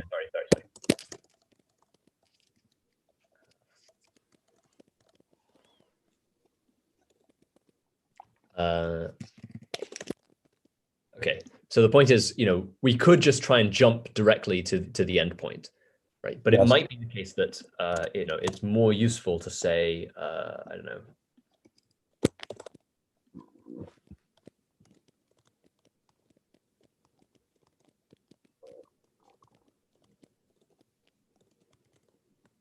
Something like that. And then the point is, there's nothing on this branch causally depends on anything on this branch. Yeah. Right? Corresponds to the statement that these are logically independent goals that you're trying to reach. Wait, but how are you getting to the same result in the end, the AAA? I think you need to have another transformation rule that says C goes to A. No, sure, right. But in the end, the point is that there's the lemma that one is imposing by saying I can get from A to B, B, B, B, B, or A from A to C, C, C, C, C, C. Those lemmas or something logically equivalent to them would have to be proved along the way in order to get to this endpoint A. So I'm just simplifying the problem. It's a divide and conquer algorithm. And your point is that you can do the left-hand side or the right-hand side separately. As Jose Manuel was pointing out, that there's an event horizon between these things. They have no causal connection. Right? The statement you're making is. I don't think it has anything to do with event horizons. I think they're space-like separated. They form an antichain.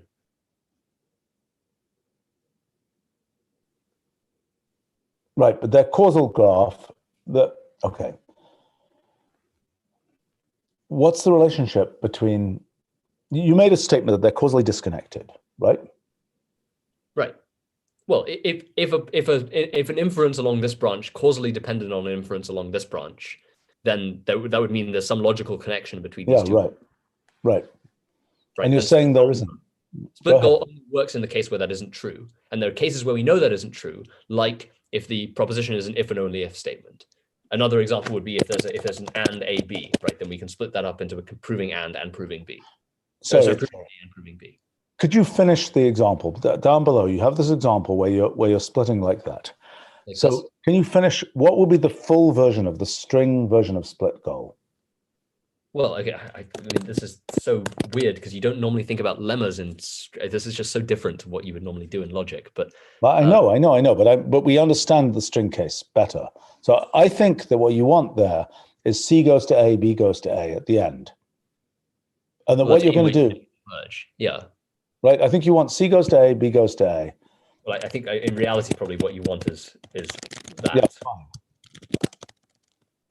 Okay, great. Now run it a bit longer. Okay, let's see that.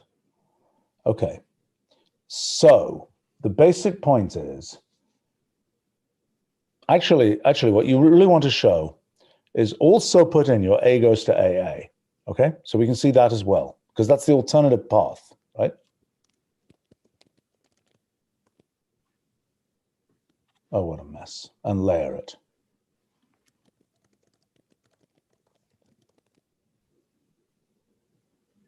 And make the aspect ratio.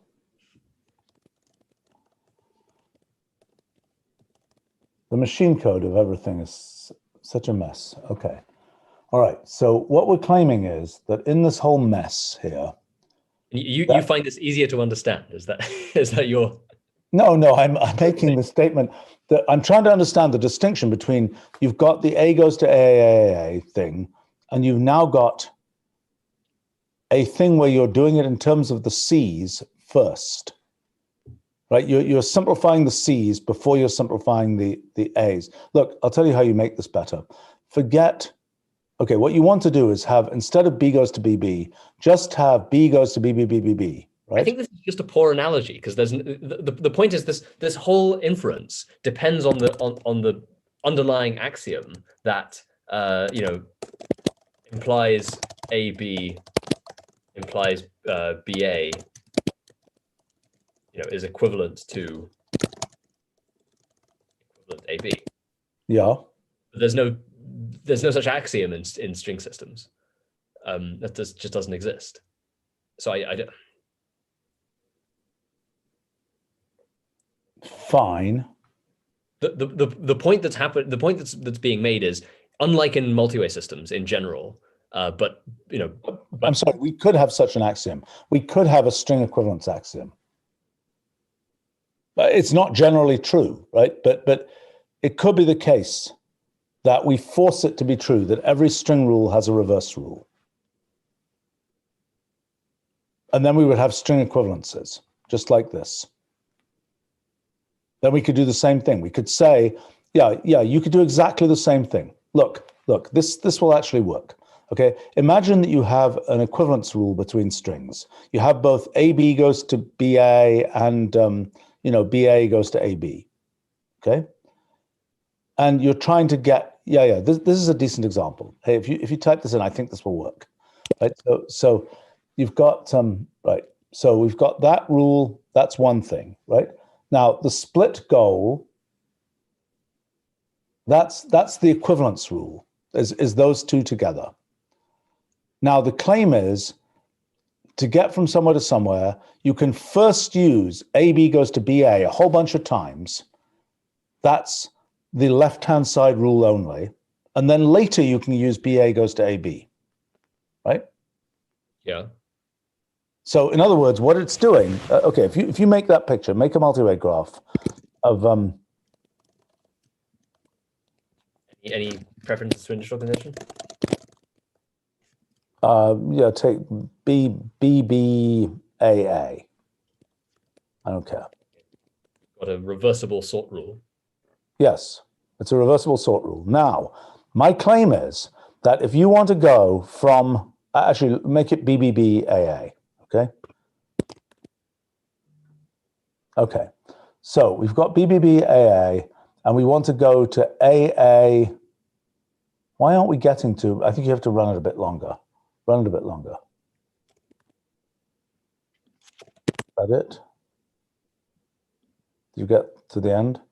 Yep. All right, okay. So my claim is, if you want to get from BBBAA to that final thing, split goal consists of saying, I will follow, if we colored these arrows, depending on which rule they were following, right? Split goal would be, you first follow the AB goes to BA arrows, and then you follow BA goes to AB arrows. Because otherwise, you have not defined, you're segregating which sequence of arrows to follow first. Am I right? No, I understood the analogy when you first said it. I'm just saying I don't think it's a very good analogy because it neglects the fact that this is ultimately based on lemma formation, which is not modeled here. We could have lemma formation here. But why is it based on lemma formation? I mean, we could have lemma formation, which would just be an equivalence between two longer strings. Goal, you're not doing the forward direction and then within the forward direction applying the inverse direction and then doing the opposite here. You're reaching the forward direction, then you're reaching the reverse direction, which is like getting to here or to here, and then you're saying, well, by the fact that I can impose a lemma that allows me to traverse here to here and then from here to here, and then by this underlying axiom, which you cannot model in a string system, I'm able to then jump to the end. I don't understand why you can't have a lemma in the string system that just says BBBAA equals BABAB. That's not a lemma. But we haven't implemented that here. No, I understand that, but I'm saying that your notion of a split goal thing would be first to establish that lemma. So that allows you to jump halfway across that string system. Right. So, I mean, what would actually be happening is you know, this inference rule, which we have not captured, would then say AABB, actually, no, you can't even capture. No, you can't capture it at all. What am I saying? No, this just totally doesn't work because you need to say if both of these conditions are satisfied, then you can go here, which we don't capture in string systems. So it's okay, hold on. I'm still just trying to understand the logical stack here of different things.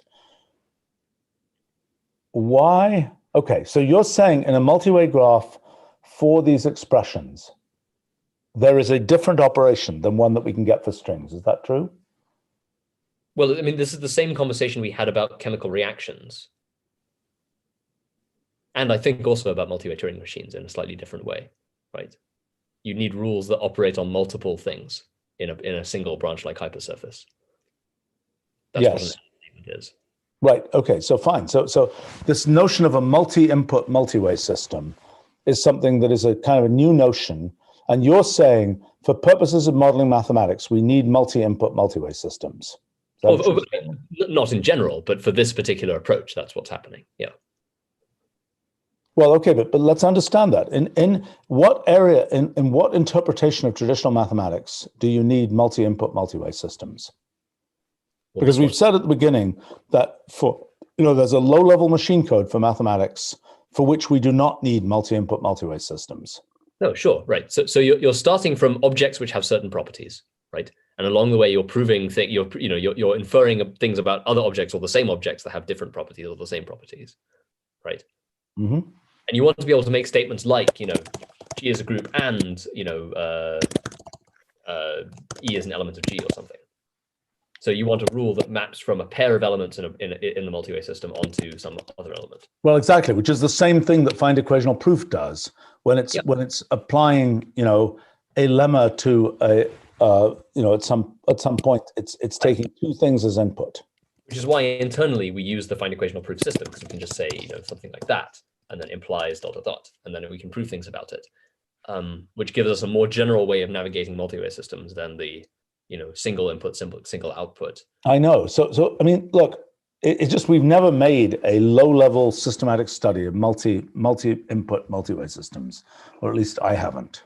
I mean, I just don't know what the minimal ones are. Like, for example, the minimal string-based ones. What do they look like? Right. I mean, I think that's something to do. I think I already made myself. Absolutely. And they may, I mean, I would suspect it might have some very nice relationship to Max's local multi-way system approach.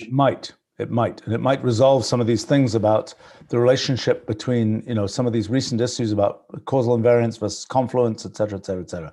I suspect multi-input, multi-way systems are a thing that are part of our future light cone, so to speak. You need to, I've received a lot of emails about causal invariance and confluence in the last few hours, and I'm curious about what. Oh, it's because Max was looking at my multi-way Turing machine thing, which hopefully will get posted today, and was saying, everything I said about causal invariance is wrong, was his basic statement, which I don't think is correct.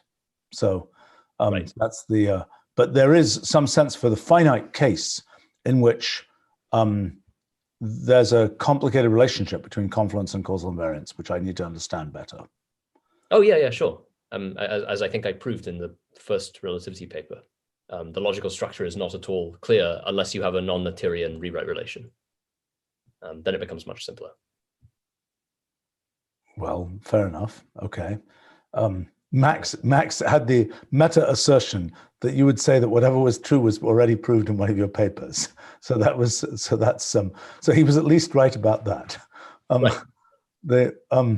Okay. Let's go back. Okay, let's go on seeing your proof assistant. So I think I finally understood what split goal does, and it really is a story of multi-input, multi-way systems. Right. Okay, so now I can reach this state and I can reach this state, then I can jump directly to this state. Yes. Okay. Okay. All right. Let's go back. All right. So now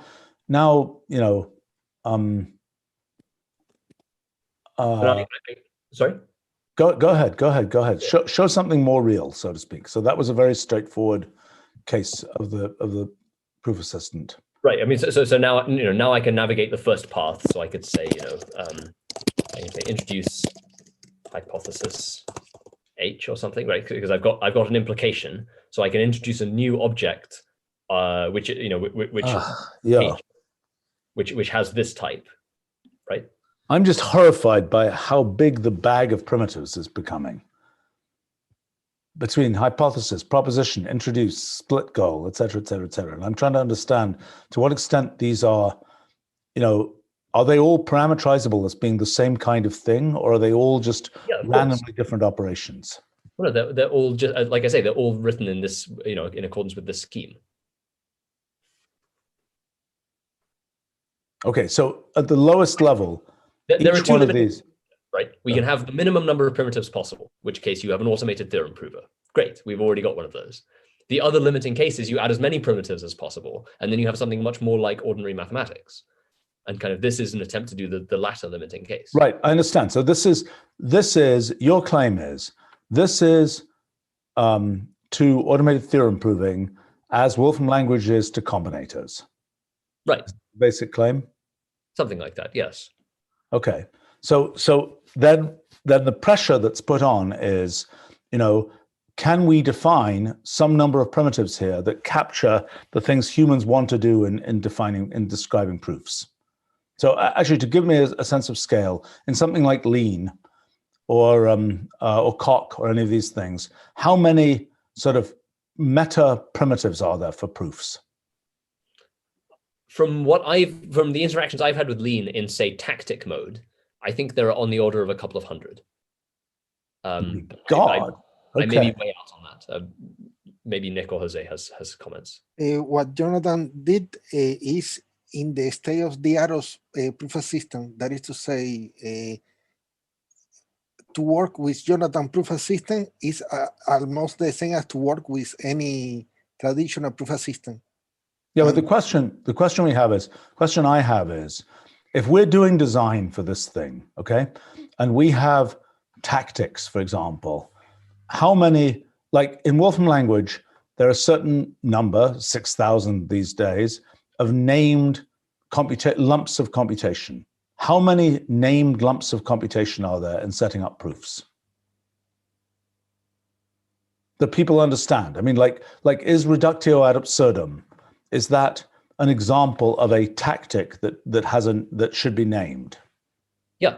Well, I mean, it is in all proof assistants that I've used. Okay, so my question is, when people write down proofs, when humans write down proofs, and I'm so handicapped because honestly, it's not a way that I tend to work. Proofs are not have not traditionally been a way that I tend to work. So I tend to just compute things. But when you write down proofs, so if somebody is like doing proofs in a math paper or something, how many, like there are operations, there are ideas like groups, there are functions like Bessel functions. How many standard words are there that describe the operations, the meta operations of proving? The problem is that I don't need to learn anything. It is automatic. I write a sledgehammer and it gives me what I need to know. Yeah, but I'm asking the question. Okay, so insofar as we're representing, in my experience, there are probably on the order of about 20 of those high-level proof tactics. Which are things like what? Like taking the contrapositive, reductio ad absurdum, strong induction, weak induction, a proof a fortiori, proof by infinite descent. Okay, right? So every one of these has a human known name. Is that correct? It would be hard to reason about them if they didn't, yes. But the problem is that I don't need to learn this name. It is automatic. At least in Isabel, it is automatic. Yeah, we understood. Yes, we understood. What do you mean it's automatic? For example, fast force is one of these names that I need to use in order to prove something. I don't need to learn fast force. I just write a sledgehammer, and the sledgehammer tell me, try fast force. I do it, and I obtain the result. I understand, but if you like the thing you just put in this chat, if Jonathan could bring it up, this PDF of a proof in Isabel, I assume here. Okay, I mean, I could show sledgehammer tactics in this as well, if that's useful. I thought we were discussing the core design, but we are discussing the core design, but I'm trying to understand it because I'm looking at an example of a proof here where I'm seeing particular things in here. Show blah, blah, blah, using blah, blah, blah, buy blah, blah, blah, obtain, using, have, right. hence. Right. I mean, everything that is after buy was generated by the computer. I write a sledgehammer and they say, no, I understand. Simplify. Right, but the question is, the thing that's output, the symbolic expression that's output has certain primitives in it, like using blah, blah, blah, by blah, blah, blah, hence blah, blah, blah. Even using is generated by the computer. I just write does. You know how sledgehammers work. And I write a sledgehammer let's look at with using. No, I don't understand the point here. We know how sledgehammers work, right? Right, but I'm trying to understand what is the thing, like in the Wolfram language case, what will we actually output to correspond to this thing that says have, using, whatever, which is written for human purposes. The question is, what is the symbolic thing that you can then manipulate? I think that it is what Jonathan is doing, but we could add some comment in order to clarify what the proof assistant is doing. Okay, well, let's see this. Okay, so Jonathan is going through and he's got... Let me introduce some stuff first. Okay, so for all natural numbers n, there exists a natural number p greater than or equal to n. So there's an infinite number of primes. Right. And so, okay, so what I'm doing, so that's our initial goal. I've then introduced an object of type natural number, so to eliminate the universal quantifier. I've then introduced some variables that I'm going to make use of later. So I'm going to say m is n factorial plus 1. I'm going to say p is the minimum factor of m. I'm going to say, okay, so then I can say But you introduced, okay, so something like factorial. What's the definition? What's the underlying definition of factorial? Do you have a bunch of axioms associated with factorial or what? It's an algebra. Well, as I say, the back end is find equational proof. So it's an algebraic axiomatization of factorial. Same with minimum factor. Okay, so these are...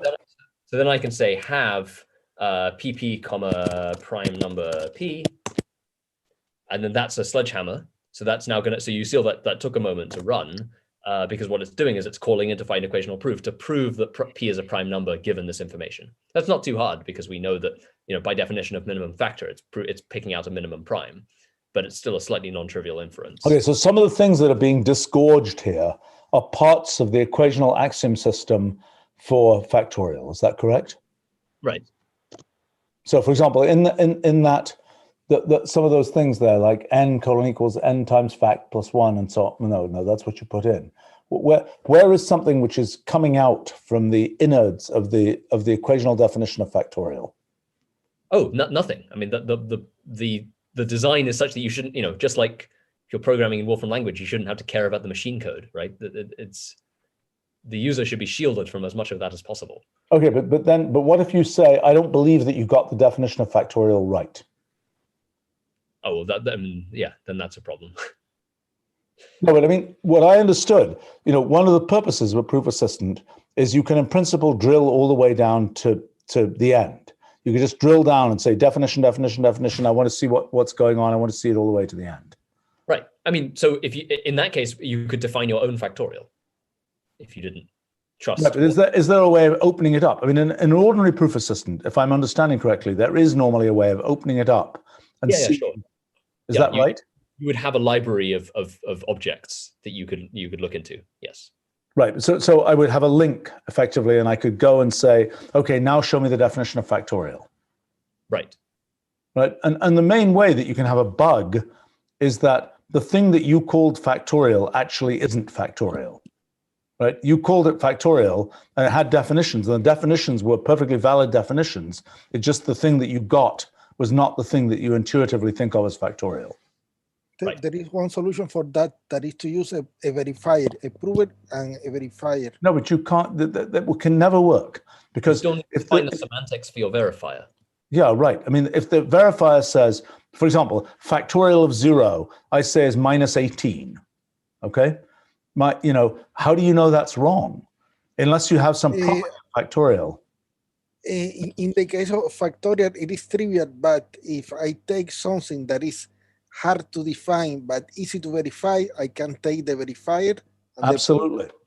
Absolutely. But the problem is any computation, I mean, a decent number of computations do not have that property of being essentially in NP in some sense, being easy to verify. But it's a minority of computations that have that feature. Where you can, I mean, in cryptography or something, yes, there are cases where that happens. But in general, I don't think, that's an interesting question, if you do your average Wolfram language computation, is there a way to know that it isn't, what properties should it have? What properties should the answer have? That's not self-evident. It's its own separate complicated thing to determine. All right, what happened here? Did Jonathan just change his definition of something? No. So we were discussing sledgehammers, so I thought I'd show some sledgehammers, but it now seems we're discussing something else. So No. Keep going. Keep going. Okay. So you're saying have PP, which is a prime number. Let P be a minimum factor of proving n. that P is a prime number given this definition. So it's doing a non-trivial inference. It's calling out to the theorem prover. Similarly, when I say have H1, P divides factorial of n plus 1 by M, that's another example of a non-trivial inference that I'm having to independently. What does it mean? Sorry, I don't understand. Have H1. What is so that? H1 is a proposition, right? We're saying H1 says P divides n factorial plus 1 by the definition of M. I didn't understand the parse of that sentence. Wait a minute. There's a hypothesis that says, how does the by relate to the second piece of that? You have a hypothesis H1. It's telling it where to look for to make this inference, what to start from. So starting from the definition of M, you can infer that P divides factorial of n plus 1. I get it. Okay, so you have a hypothesis H, which is contingent on M, saying this, and then says this particular thing. Right, and so then I could do, have H2 divides P factorial of n. That's a consequence of, so you saw I introduced this by contradiction tactic, which takes an arbitrary goal and negates it. So now A becomes not P greater than or equal to n, and the goal becomes false. So I want to prove that this is false. So now I can say, so by that contradiction, so I can say, so by that, by the definition, by the fact that P is prime and by the fact that P is less than n by hypothesis, it therefore follows that P divides n factorial. And again, the prover takes a moment to verify it, but it turns out to be true. And then I could say, okay, so then have H is P divides 1. That's a fact of elementary number theory from if it P divides n factorial plus 1 and P divides n factorial, then by these two hypotheses, H2 and H1, it follows that P divides 1. And so I can give that a moment to prove that using the algebraic properties of the factorial. And it says, okay, yeah, P divides 1. And then we're basically done. I can use one final sledgehammer and I can say, okay, P divides 1. I want to show that that contradicts the statement that P is prime. So then I can just say, well, exact H. So I'm just saying H is exactly the thing I wanted to prove. And it will try and do the necessary logical simplification to show that that's true, and it will validate that that's true. Okay, let me try to understand what's going on here. Okay, so first question is, you had to write algebraic relations that define factorial. Okay, in general, that's super painful because if you want to write algebraic relations that define the, irregular Bessel function of the second kind or something, that's going to be very painful to do. So the question is, how do you leverage the fact that in Wolfram language, we already know tons of stuff about Bessel functions of the second kind? Right, but that's what the rewrite command in my thing does. Okay. So when we, if I say, if I say something like this, so if I say goal, well, like for the example that you gave here, could you have used whatever your rewrite command is for factorial and not had to use your internal algebraic definitions for factorial? Yes. Can you show how that would work? No, because rewrite is currently configured to work on fact, not on the factorial operator. But for something like arithmetic, essentially in cases where the axiomatization doesn't matter, I use the inbuilt Wolfram language simplification. In cases where the axiomatization does matter, I use inbuilt symbols, just like we do in find equational proof, right? So in a sense, the axiomatization of and, or, and not doesn't matter. The semantics are the same. So we just use the standard axiomatization or a standard axiomatization. But for something like, for arithmetic operators, it does matter because, or for some arithmetic operators, it matters because, it's unclear whether you mean Peano arithmetic or Presburger arithmetic or, some other axiomatizable fragment. That's very confusing because, when we say plus in Wolfram language, that has a definite meaning. Mm-hmm. It's not a Presburger arithmetic plus. Right. So in a sense, we've already got a language that has tons of stuff in it that has well-defined meaning. Mm-hmm. Now, there's a different objective, which is to say, well, I don't know whether I trust the fact that it works, but that's, I think, a different thing. Let's assume we're not dealing with that. Let's assume that everything that we know, everything, every evaluation operation is correct in some sense. Mhm. Then what superstructure do you build on top of that here? I mean, in other words, to what extent can you leverage that? Because factorial would normally go from, factorial will probably have a bunch of relations that are known about it.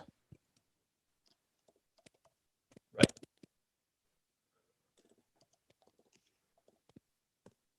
Oop, hang on, wait, what did I do? Maybe I can. You want to have, no, that's right. And let me try a, let me try an example like this.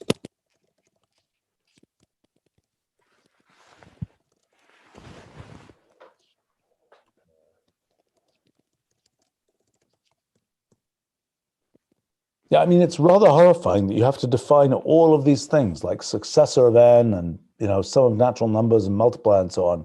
Right. The question is, go ahead. If we just declare that we're using in a sense, the Wolfram language axiomatization of arithmetic, then it would be fine. I think that's a reasonable thing to declare. Right. And then, then what you're doing is you're leveraging what we already have. And then what more can you do? So assume you have that. Then what can you do? Right. So, I mean, okay. So this is a fairly restricted thing. But if I use the by induction tactic. Okay. So I split this. Now I'm splitting the goal into base case and induction case, right? Mm-hmm. So I'll preserve all of that. So now, one thing that I can do is I can say rewrite.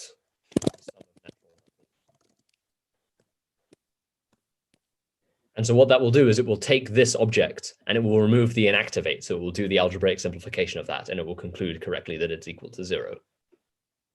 So rewrite is the kind of super function that just calls into the Wolfram language's algebraic simplification. What is specifically is it called? Is it called evaluator, or is it called full simplify, or what? It calls, well, first of all, it removes any inactives. That's the main thing. And then if that doesn't change the expression, it will call full simplify. Okay, but so I could have written that original goal using inactive operators, and then one question is, if I simply activated it, would it just come back with true? Yes, right. I mean, well, hang on, you can see that, right? So if I take, so if I took the original goal before we split it up into the induction step and things, so I get this thing here, that's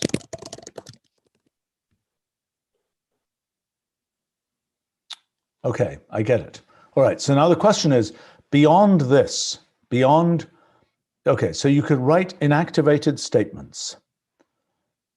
Right. Now, I mean, this is kind of the place where I get a bit of an objection to saying we're just going to use the Wolfram language axiomatization of arithmetic, because in that case, this is the proof of this statement.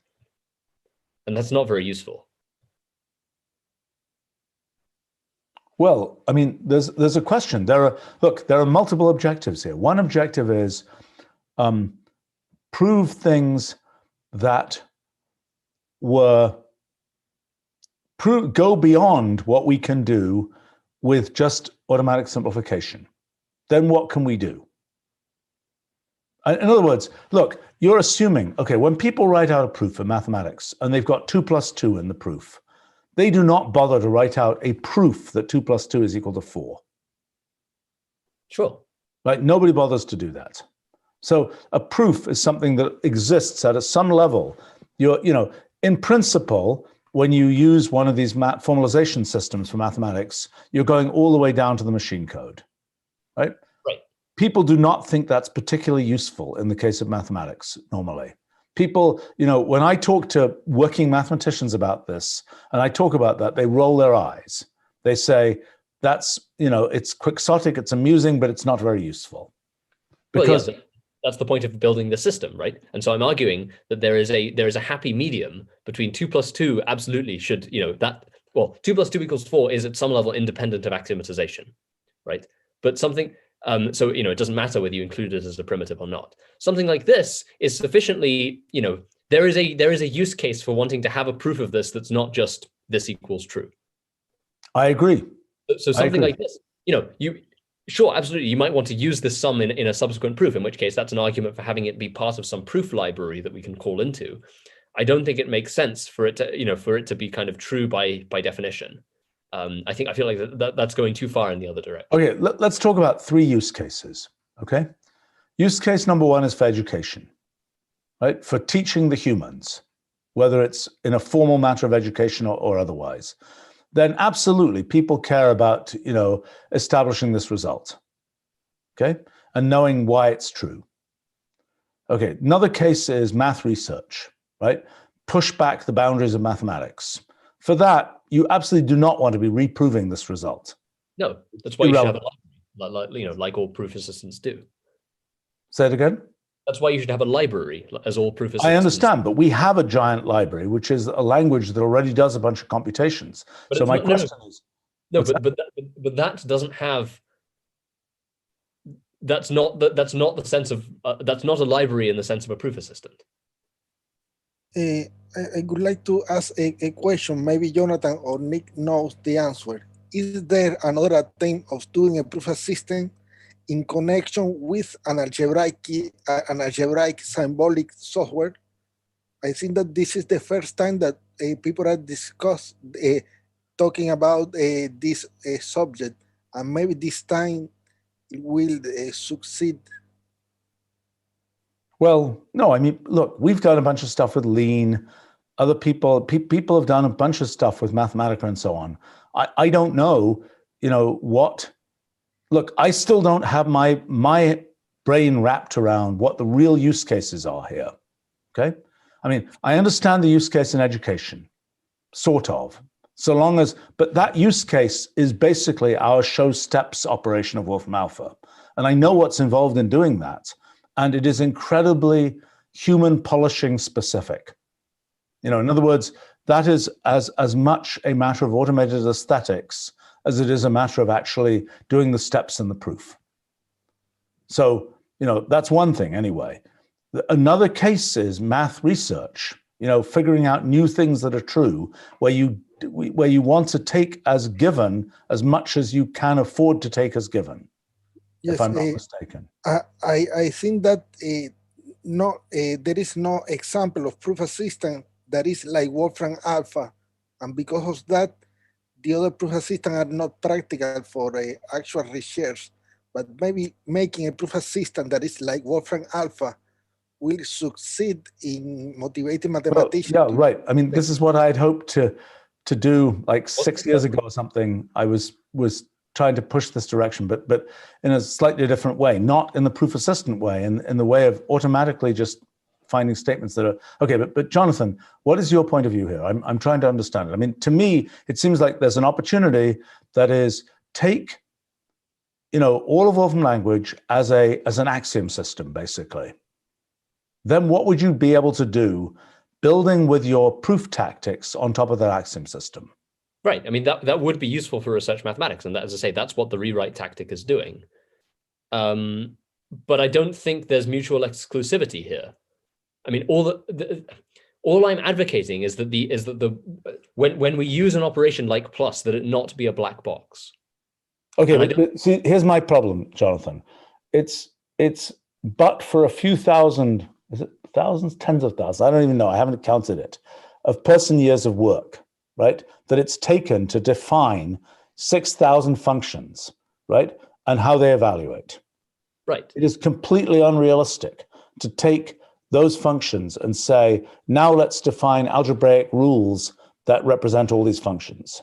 But they don't have to be algebraic rules. I mean, so like, I have things in here which are defined by generating functions and other, there's anything that can be defined symbolically in the Wolfram language can be treated with this framework, right? Because it's ultimately just making Wolfram language calls. No, but I understand that. But then, what are you assuming? I mean, that's the thing I'm confused by. It's like, when we've looked at things like Metamath, we look at things like Lean, at things like Coq, Isabelle, et cetera.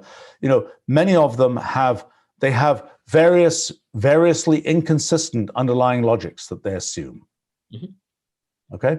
And so in a sense, what to me seems useful is to say, look, it's a whole weird cesspool of underlying logics. We're not going to be able to figure that out. People will have different philosophical views about what it is, et cetera, et cetera, et cetera.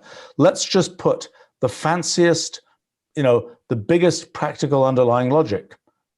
And you can say, let me exclude certain operations, right? You're basically saying, if I'm not mistaken, you're saying, I don't want plus to evaluate automatically. But you're saying, but I'm okay having generating functions be able to be computed. Is that right? Right. Oh, I mean, all I'm advocating is that there exists some kind of fine-grained control over this, right? That we don't want it to be the case that, everything is that anything with any algebraic meaning automatically kind of evaluates without any control.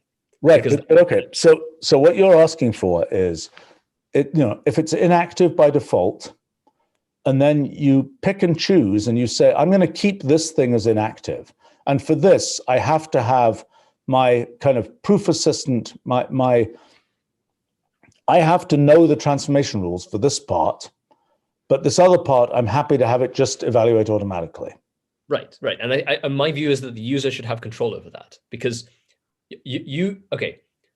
when I interact with colleagues of mine in mathematics departments, there are two things that people are excited for proof assistants and interactive theorem provers in relation to. One is the research mathematics stuff, the actual pushing forward the frontiers. But by far the larger group in my experience are people like the Xena project, who are, folks like Buzzard and Hales and others who are sort of serious people working in number theory or dynamical systems or other things, who have become increasingly kind of they've developed kind of foundational crises where they're not really sure that the fields they're working in are really based on solid foundations, and they want to kind of go back and try and prove everything from as close to first principles as possible. Yeah. And in that case, having this thing be sort of active, having all algebraic operations be active by default and so on, is completely anathema to that whole objective. Absolutely.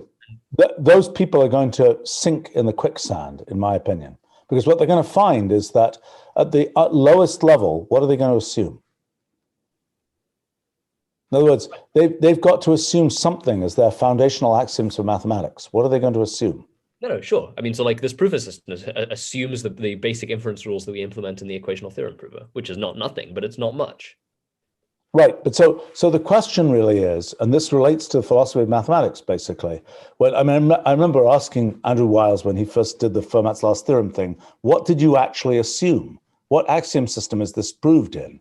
Is it proved in Peano arithmetic? Is it proved in set theory? He said, I have no idea. Right. Now, what is it that if we say, well, gosh, that means, that we don't really know. Is Fermat's last theorem based on quicksand? What is it based on? What is the, how important is it in mathematics that we know? I mean, in other words, we could ask the question, and Tom Hales obviously experienced this issue, that people were saying, look, we don't believe your proof of the Kepler conjecture. It might be you've slipped an assumption in somewhere and made a mistake. To me, there are a couple of different issues. One is, did he make a mistake? The other is, did he base it on the continuum hypothesis somewhere? Right. Okay. So let's say he based it on the continuum hypothesis. What do you then conclude? So is the most important thing the declaration, like a conflict of interest statement or something? This theorem is based on the continuum hypothesis. Is that the objective? That's a use case, because then at least what logics it's true in and what logics it's independent of. But then in terms of making progress in mathematics, it's unclear to me. So let's just understand the use cases. So one case is that you say, well, I've got this logic, and I've got, it's homotopy type theory, and that's my basis. It's my univalent foundations basis, and I can then prove Fermat's last theorem.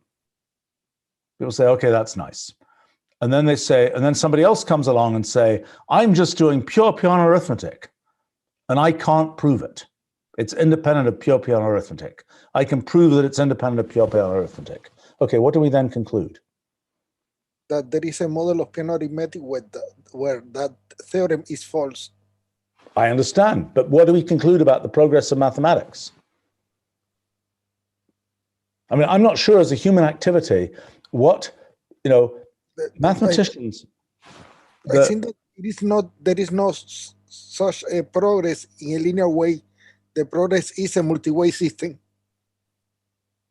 Well, so your claim is that mathematics, okay, so that's an interesting claim, that in the future of mathematics, it could be the case that there are important theorems, and it hasn't happened yet, to my knowledge, that there are important theorems that depend on the truth of the continuum hypothesis, for example, or some other axiom where people don't have an intrinsic feeling for whether it's true or not. There is no other option. This is the only future. Huge amounts of analytic number theory are based on the Riemann hypothesis. Yeah, right. That's true. Right. So, I mean, okay. So then the question would be, and you know, so let's say that there is some sense in which let's say the Riemann hypothesis is independent of the axioms of Peano arithmetic. Let's say. Okay. I'm not even sure if it's definable in Peano arithmetic. Yes, I think that it is equivalent to a problem about the divisors. Yeah, no. So sorry, by Lagarias. No, in fact, you know, the Vaskasevich paper, yeah. Right. So are you quoting Yuri's thing about the Riemann hypothesis and equivalent to a problem in Diophantine geometry? Yeah, sorry, it's been 3 years since I read that paper. It is equivalent to a problem about the sum of divisors. That is the relationship between the Wolfram model and the Riemann hypothesis, taking the multi-way system of the divisors. Right. Yeah, we saw were that. talking about that before. But hold on, back to this, Jonathan. I'm just trying to understand as a practical way forward. So just let me tell a parable, okay? Which you've heard me say before, but I'm going to repeat it anyway because it's perhaps useful in this context. Okay. Back in 1910, Whitehead and Russell thought they were essentially making a mechanistic structure in some sense for mathematics. They thought what mathematics was, setting up, proving theorems by some logical mechanism. And, in a sense, they could have built, they were thinking they were building something a bit like Mathematica, but they weren't. They had a different model for what the practice of mathematics is, which turns out to be much less useful than the model of we just do calculations and see what the results are. So I'm trying to understand for these proof assistants, what is the most useful model? Like for example, okay, for theorem proving, where is theorem proving useful? Well, for example, that Boolean algebra axiom of mine, which I believe remains the single result obtained with automated theorem proving that wasn't something that was already kind of known. And, there's probably more like that can be done, of things where you didn't know it was true and you're basically going out and searching a space of possible theorems and figuring out that one's true, that one's not true. And that's it. So that to me is a use case for theorem proving is the exploration of what theorems are true. Another use case for theorem proving is what we might need to do in our compiler, namely, or what we already do to some extent, namely prove that a certain property is true of this, program or whatever, that it can't ever crash type thing. And that's, that seems to be another use case where you don't actually care about the proof. All you care about is the result in that case. In fact, both these cases, you don't care about the proof. Where do you care about the proof? The proof is for humans to read, right? In Coq, the proof is as important as the theorem because it is a proof-dependent proof assistant. In Isabel, the proof is not important, but in Coq, it is essential. I don't quite understand that. I mean, to me, the in Coq, if we have a theorem with two different proofs, these are two different types. But in Isabel, they are the same. I see. Because the proof that's a whole different the type. It's a whole different issue. I mean, this question of whether, that's a weird thing to say. I mean, for practical mathematics, mathematicians believe a theorem independent of it. Once there is a proof of the theorem, that's enough. the concept that there might be multiple proofs of the theorem is rarely considered in practical mathematics, as I understand it. And certainly all the stuff that is sort of the stuff of homotopy type theory, of equivalence between proofs and so on, is thought to be irrelevant in practical mathematics, as I understand it. But Jonathan, do you have any comment on that? I don't think it's as irrelevant as you think. I also don't think that Jose's comment is as obscure as you, I don't think the operation of cock is as obscure as you think. It's just a question of changing the state equivalence function in the multi-way system. Explain. If You're saying that in the case of... Sorry?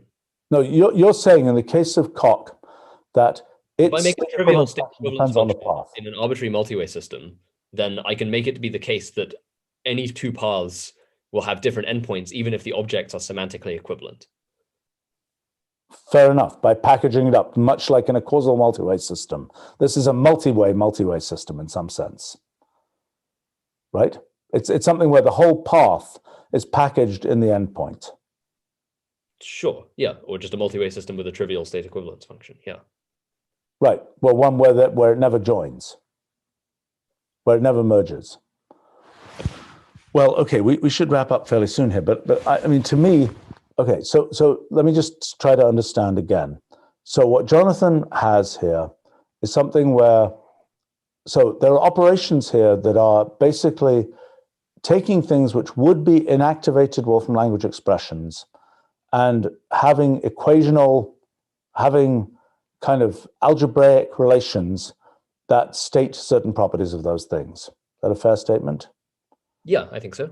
And then you have also some operations which are essentially meta operations, like split goal, that operate at the level of the kind of underlying machinery rather than at the level of relations for the things that you've introduced. Is that a fair statement? Right, exactly. So things like by induction, by contradiction that we used earlier, split goal, they are all ways of just, given a current place and a goal, change what that place and goal is. So, by induction splits it into two goals, the base case and the induction case. So what's the best case? Okay, so let's assume that we had kind of Wolfram language as an axiom, okay? What could we then expect to do? What could we do here that would be, I mean, we would then define, okay, we've got two things. So we've got that effort. We've also got the project that we've been doing for quite a few years at a rather slow rate of trying to represent sort of other kinds of pure mathematics in something like Wolfram language. So for example, we have a curation of function spaces, things like that. So we know about a bunch of these kinds of things. So we can represent these things. Now, what you're saying here is what you've got is a way of representing more mathematician-like statements about function spaces and things like this. Right. I mean, the hope would be that this would integrate very neatly with something like the function space curation stuff, right? Because there, you say, X is an LP space, or is space with an LP metric. What can you deduce from that? That it's possible to construct. Okay, but so what do you expect the output to be? So the input will be a hypothesis, and is one possible output just true or false? In other words, take the human out of the loop. No proof assistant here, just it's true or false. In other words, in a perfect world, if we could do perfect, if we could be as sophisticated as possible, would we like it to just say true or false? I mean, maybe we can't do that because the human still has to guide it, but in principle, would it be useful to have it go, you type in a hypothesis, it just says true or false? I am skeptical about that. Right? I mean, I think that there are places where that will be useful, just like we talked about. So here's an example where it will be useful. You generate a bunch of random hypotheses. You ask, you do a select, which of these hypotheses are true? That's a place where it'd be useful, where you don't want to be humanly poking around trying to determine whether the hypothesis is true. Sure. Right. So that's one case. But the case, what I'm trying to understand is there a okay, so there are two reasons to do proof assistant. One, the computer is not smart enough to be able to do it itself. Or two, you actually really care. You are making an art form in the proof. And this is kind of the constrained art form, so to speak. Right, exactly. And I think that, the latter is closer to what most mathematicians really care about. Fair enough. So what this is, let me get an analogy then. What is another example of a constrained art form? So you could also say writing a well-written program is like a constrained art form. The constraint is it actually has to get the right result. Right, or poetry matching a meter or something. Well, yes, but in our world, but I mean, in this case, what we're saying is, normally you can say, I want a very elegant program, and my program does all these things. Here, it's I want a very elegant program, but the program only does one thing. It just says hypothesis is true. Right. I mean, well, there's elegance, but there's also just pedagogical value, which is not necessarily the same thing, right? I mean, it seems to me that there are two philosophical objectives to a proof, and at some level they are in opposition to each other, right? There's the sort of epistemological objective of determining that the statement was actually correct, and then there's the pedagogical objective of explaining why it's correct. And in general, the more formal, the closer to a theorem prover you have, the more epistemologically useful it is, but the less pedagogically useful it is. And the more informal it is, the more pedagogically useful, but the less epistemologically useful, right? Right. The problem is the pedagogically quotes useful thing. One of the questions is, can the pedagogy be fed to a computer as well? Right. I mean, that's what a proof assistant is trying to do. Because, if you take something like this, well, I haven't actually finished this proof, but if I did, I would have to say,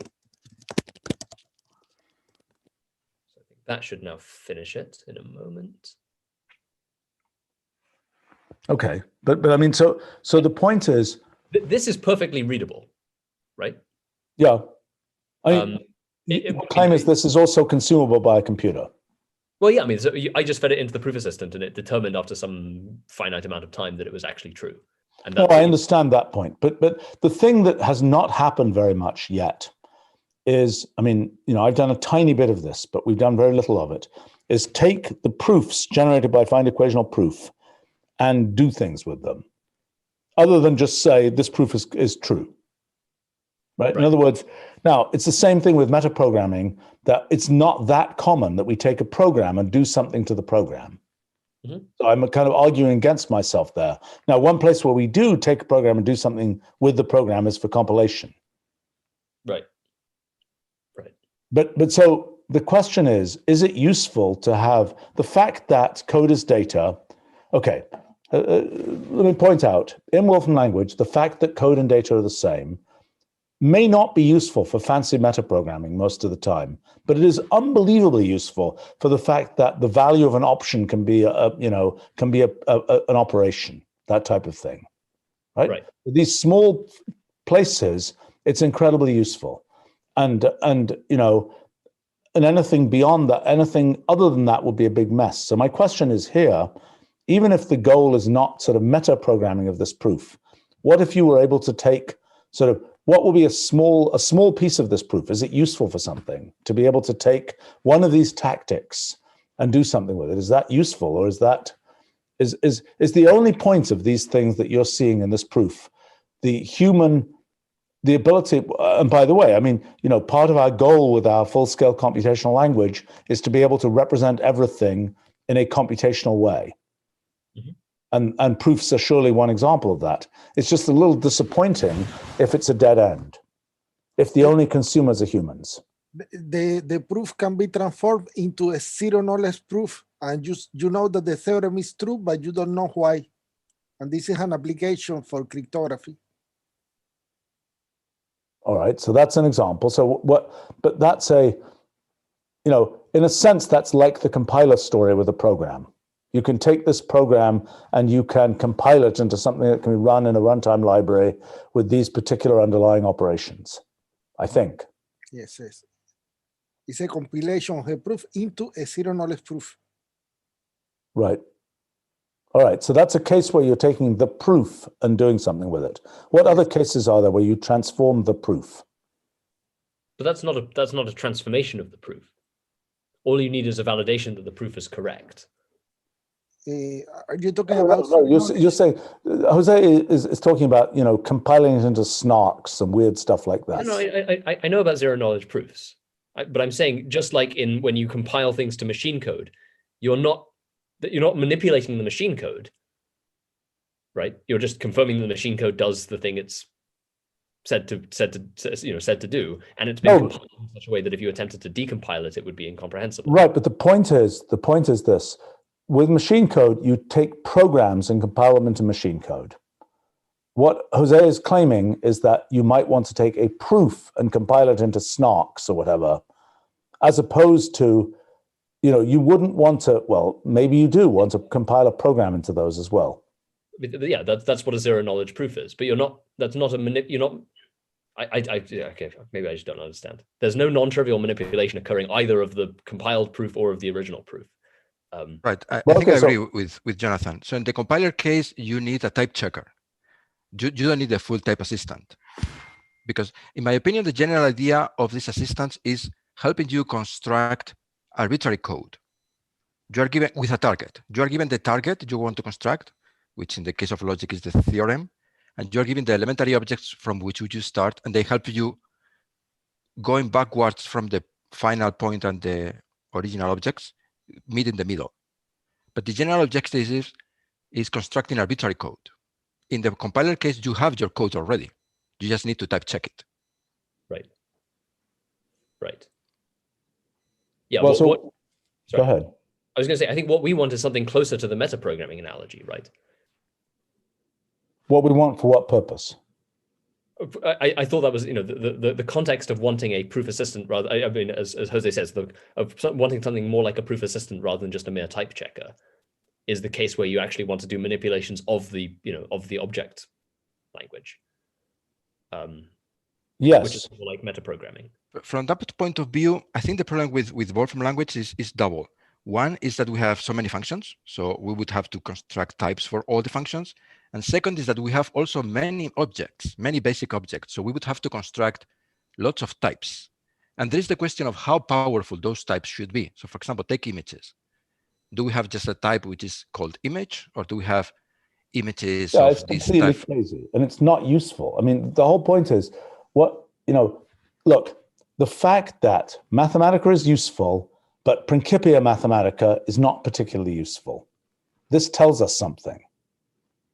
Right? In other words, there's a set of things humans want to do, and it's, we have to pick the right set. And I think I'm still grappling with this, but it seems to me that there's a class of things that you could potentially do building on what we already have, and then adding certain operations, certain types of operations, which are not of the form feed in an input, get an output out, but is something different that can leverage what we already have, rather than saying, no, let's start from the ground up and rebuild everything, which, as I say, I think is actually doomed, because I think nobody will agree on what the thing is supposed to start from. In other words, if there was a gold standard for what mathematics starts from, and you absolutely knew what that was, then you can build up from it. But at some level, it's like saying, like the following thing: there is in computation a standard for what you start from. In some level, it's the machine code of the machine you're using. And, in our theory of physics, there may be finally an actual underlying sort of ground truth. Well, it's a bit more complicated than that, unfortunately, but because of the whole rule equivalence business. But what can I say? Look, I think the critical thing is to understand the workflow that we are trying to build. And we understand the pedagogical workflow. We understand the type checking workflow. I don't think we fully understand the math research workflow. I had claimed a number of years ago that a potential math research workflow is you state a bunch of constraints, the system tells you interesting facts that are true given those constraints. Yeah, I think that's certainly at least one very important workflow for a pure mathematics, if you want to automate pure mathematics. Right, but so what are the other workflows, and where does, to me, there's the pedagogical workflow in which there is a subpart of mathematics that has been algebraically axiomatized in some sense, and which you can do things in terms of. I mean, right. Let me give an example of this. I mean, when we've done things where we do check whether the answer is right questions, okay? what we discovered is, depending on what grade you're in, you assume different things. In other words, if you are doing fancy, sophisticated mathematics, assuming that, you know, sine 2x and 2 sine x cos x are the same is no problem. It's like you just want to assume they're the same. If you're doing, you know, if you're learning trigonometry, then the whole point is to show that sine 2x is equal to 2 sine x cos x, right?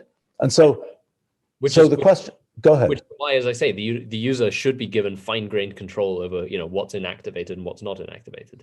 You know, what's axiomatized in what way. You know what's so crazy about this is, you know, okay, I hate to bring this up, but when I built SMP, I had this idea of, I could even show you, I have all these tables of these relations, right?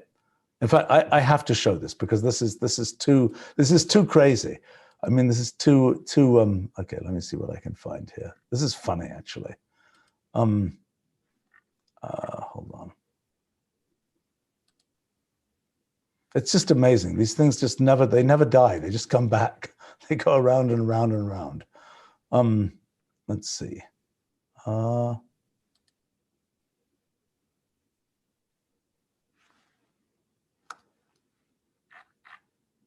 Yep, there we go. Okay. Oops, I have to share, sorry.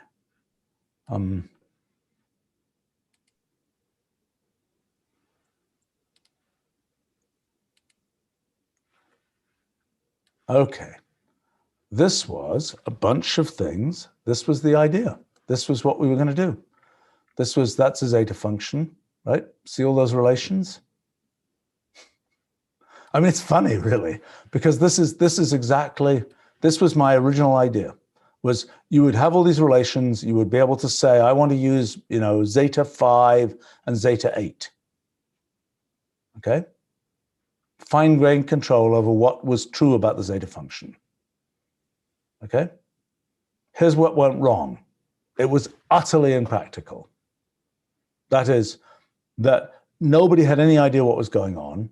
Nobody knew, you know, you couldn't foresee one thing and another. Now, probably, if you were prepared to be as patient as to do a proof assistant type thing, maybe we could have made something work from this. In those days, I mean, this is 42 years ago now, you know, I mean, so this is what you're proposing, effectively. You're proposing giant tables like this, if I'm not mistaken. As one mode of work, yes. Maybe we can read in that the SMP tables, they certainly still exist in machine readable form. You face this problem, right? Of what do you assume versus what do you want to show, and that's either you have some very, very clever kind of context sensitive thing that works out what the appropriate set of assumptions is, or you give the user control. And if you give the user control, ultimately you have to have tables like this, I think. The user is, I'm going to tell you, in my experience, the user is totally irreducibly confused. And when I was the user of this, it was hopeless. I mean, it was cool, but it was absolutely hopeless. You couldn't do anything. I mean, now maybe if I had been patient enough to think of myself like a proof assistant user, and possibly if we'd had better auto-suggest mechanisms and so on, it might be different. So what you're saying is, let me give a for instance, right? Let's imagine there was tables of hundreds of thousands of these relations, as there are in these existing formalized mathematics systems, right? And you could get a suggestion, oh, you should use this one, right? That would be, you know, that's a possible, you know, that's you know, that would be, I suppose, a possible approach. But to me, you know, we've identified several different things. So the other case that I'm interested in is the case where the computer can't do it. It's just not sophisticated enough yet. And the human knows something the computer doesn't know. Like, this is very relevant for the compiler. Why is it relevant for the compiler? It's relevant for the compiler because, actually, it's a very interesting case. Because in the compiler, you might say, can I formally prove that this function can never go wrong? Well, the answer is, if I fragment it into all the different subcases, I probably can't prove it. But in practice, as a human, I know the function f is going to return integers. So if I just tell the computer, I'm prepared to just assume the function f returns integers. If it doesn't, consider it to be an exception. And that's a place where you as a human can help the computer to do something which the computer on its own couldn't do, because the computer on its own is saying, but what if f wasn't an integer? Then I've got this case, this case, this case, and it all goes crazy. So what's the analogy of that in mathematics? It'd be saying, I mean, what's the analogy of an exception in mathematics? Generic case. Yeah, fair enough. Right, we're prepared to assume the generic case, x is not equal to 0. And then otherwise it's an exception. So what would that look like in if you were running a piece of mathematics, so to speak, or you had a proof and you had something you thought was a proof? Then I guess what you'd do is you'd have you'd extrude a bunch of assumptions from that proof. So you're doing this proof. It says, in general, you'd have to do this and this and this. But you say, no, I just want to assume x is an integer. And then you can, and then it would say, okay, there's a footnote to this thing, x is an integer. And I think this is the issue. This is the whole issue we had with including the field axioms into axiomatic theory. Explain. Was the ability to encode x as non-zero in the definition of the division operation as an assumption. Okay. So in Isabel, division by 0 is 0. That is the solution. That's just nuts. You see, that's a typical example of something where, yes, you can assume that, but then what do you have at the end of it? Is it mathematics or is it something completely different? Right. So in our new axiomatization of the field axioms, we just use the fact that we can now do predicate logic theorem proving. So just like as I showed with the proof assistant, it becomes like any of the hypotheses I showed for the proof assistant, right? It just becomes a statement of the form implies, x greater than 0, blah, blah, blah, blah, blah. Right. So essentially you're extruding, when you use those axioms, you are putting in a new assumption. Right. Which is fine. But I mean, again, this is why it drives me crazy. I mean, the Isabel assumption dividing by 0 gives 0. I just don't understand what on earth you get out from that. There is no contradiction, because anytime that I need to divide by 0, I add the hypothesis. If the number is not 0, then I obtain the theorem. So the division by 0 it never happened, because I always assume the hypothesis that the number, the denominator is never 0. Why isn't that just automatically built in as part of the axioms? Because in simple type theory, it is not possible. In Coq, it is possible, but it is not possible in Isabel. Yeah, but you see, but this is why all this stuff is going to, anyway. But I mean, this is why it's really important to understand what the objective is, because, things like that, it's like, is it a model of mathematics or is it not a model of mathematics? Oh, well, our type theory is inadequate, so we have to assume something wacky. In other words, I feel like, I think these systems are, this is the challenge we have. There's a lot of very interesting technology that's been built up in proof assistants. The question is, how do we most effectively combine that with with essentially the giant axiom system that we've built? That's one question. How do we use it in things like the compiler, where it is a human-computer collaboration in a way that, here's another case. Simplifying algebraic expressions is a human-computer collaboration. Because you don't know what you want. There's no right answer. It's a human-computer collaboration.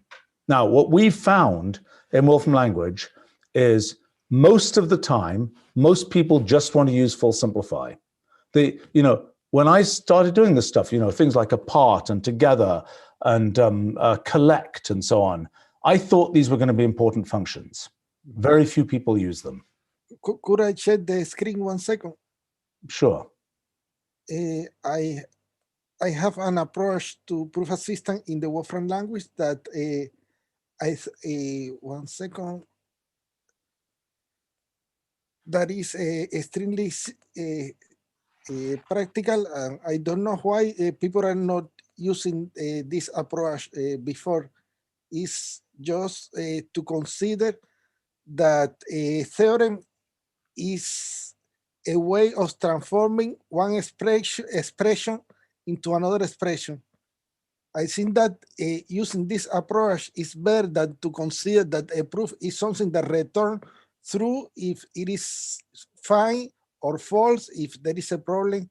I think that the right approach is to transform the hypothesis into the thesis. Okay, but that was where we started in this whole discussion, right? That a model of mathematics, the low-level model of mathematics, is the transformation of expressions. Yes. But then we got into this whole thing about how mathematics really has notions like truth in it and so on. And that's how we ended up. Yeah, I mean, I don't disagree that this is But I don't know why do we need another technology? Everything is already in the Wolfram language. Yeah, well, except that it's a little bit inelegant to have those release holds and all those kinds of things. I mean,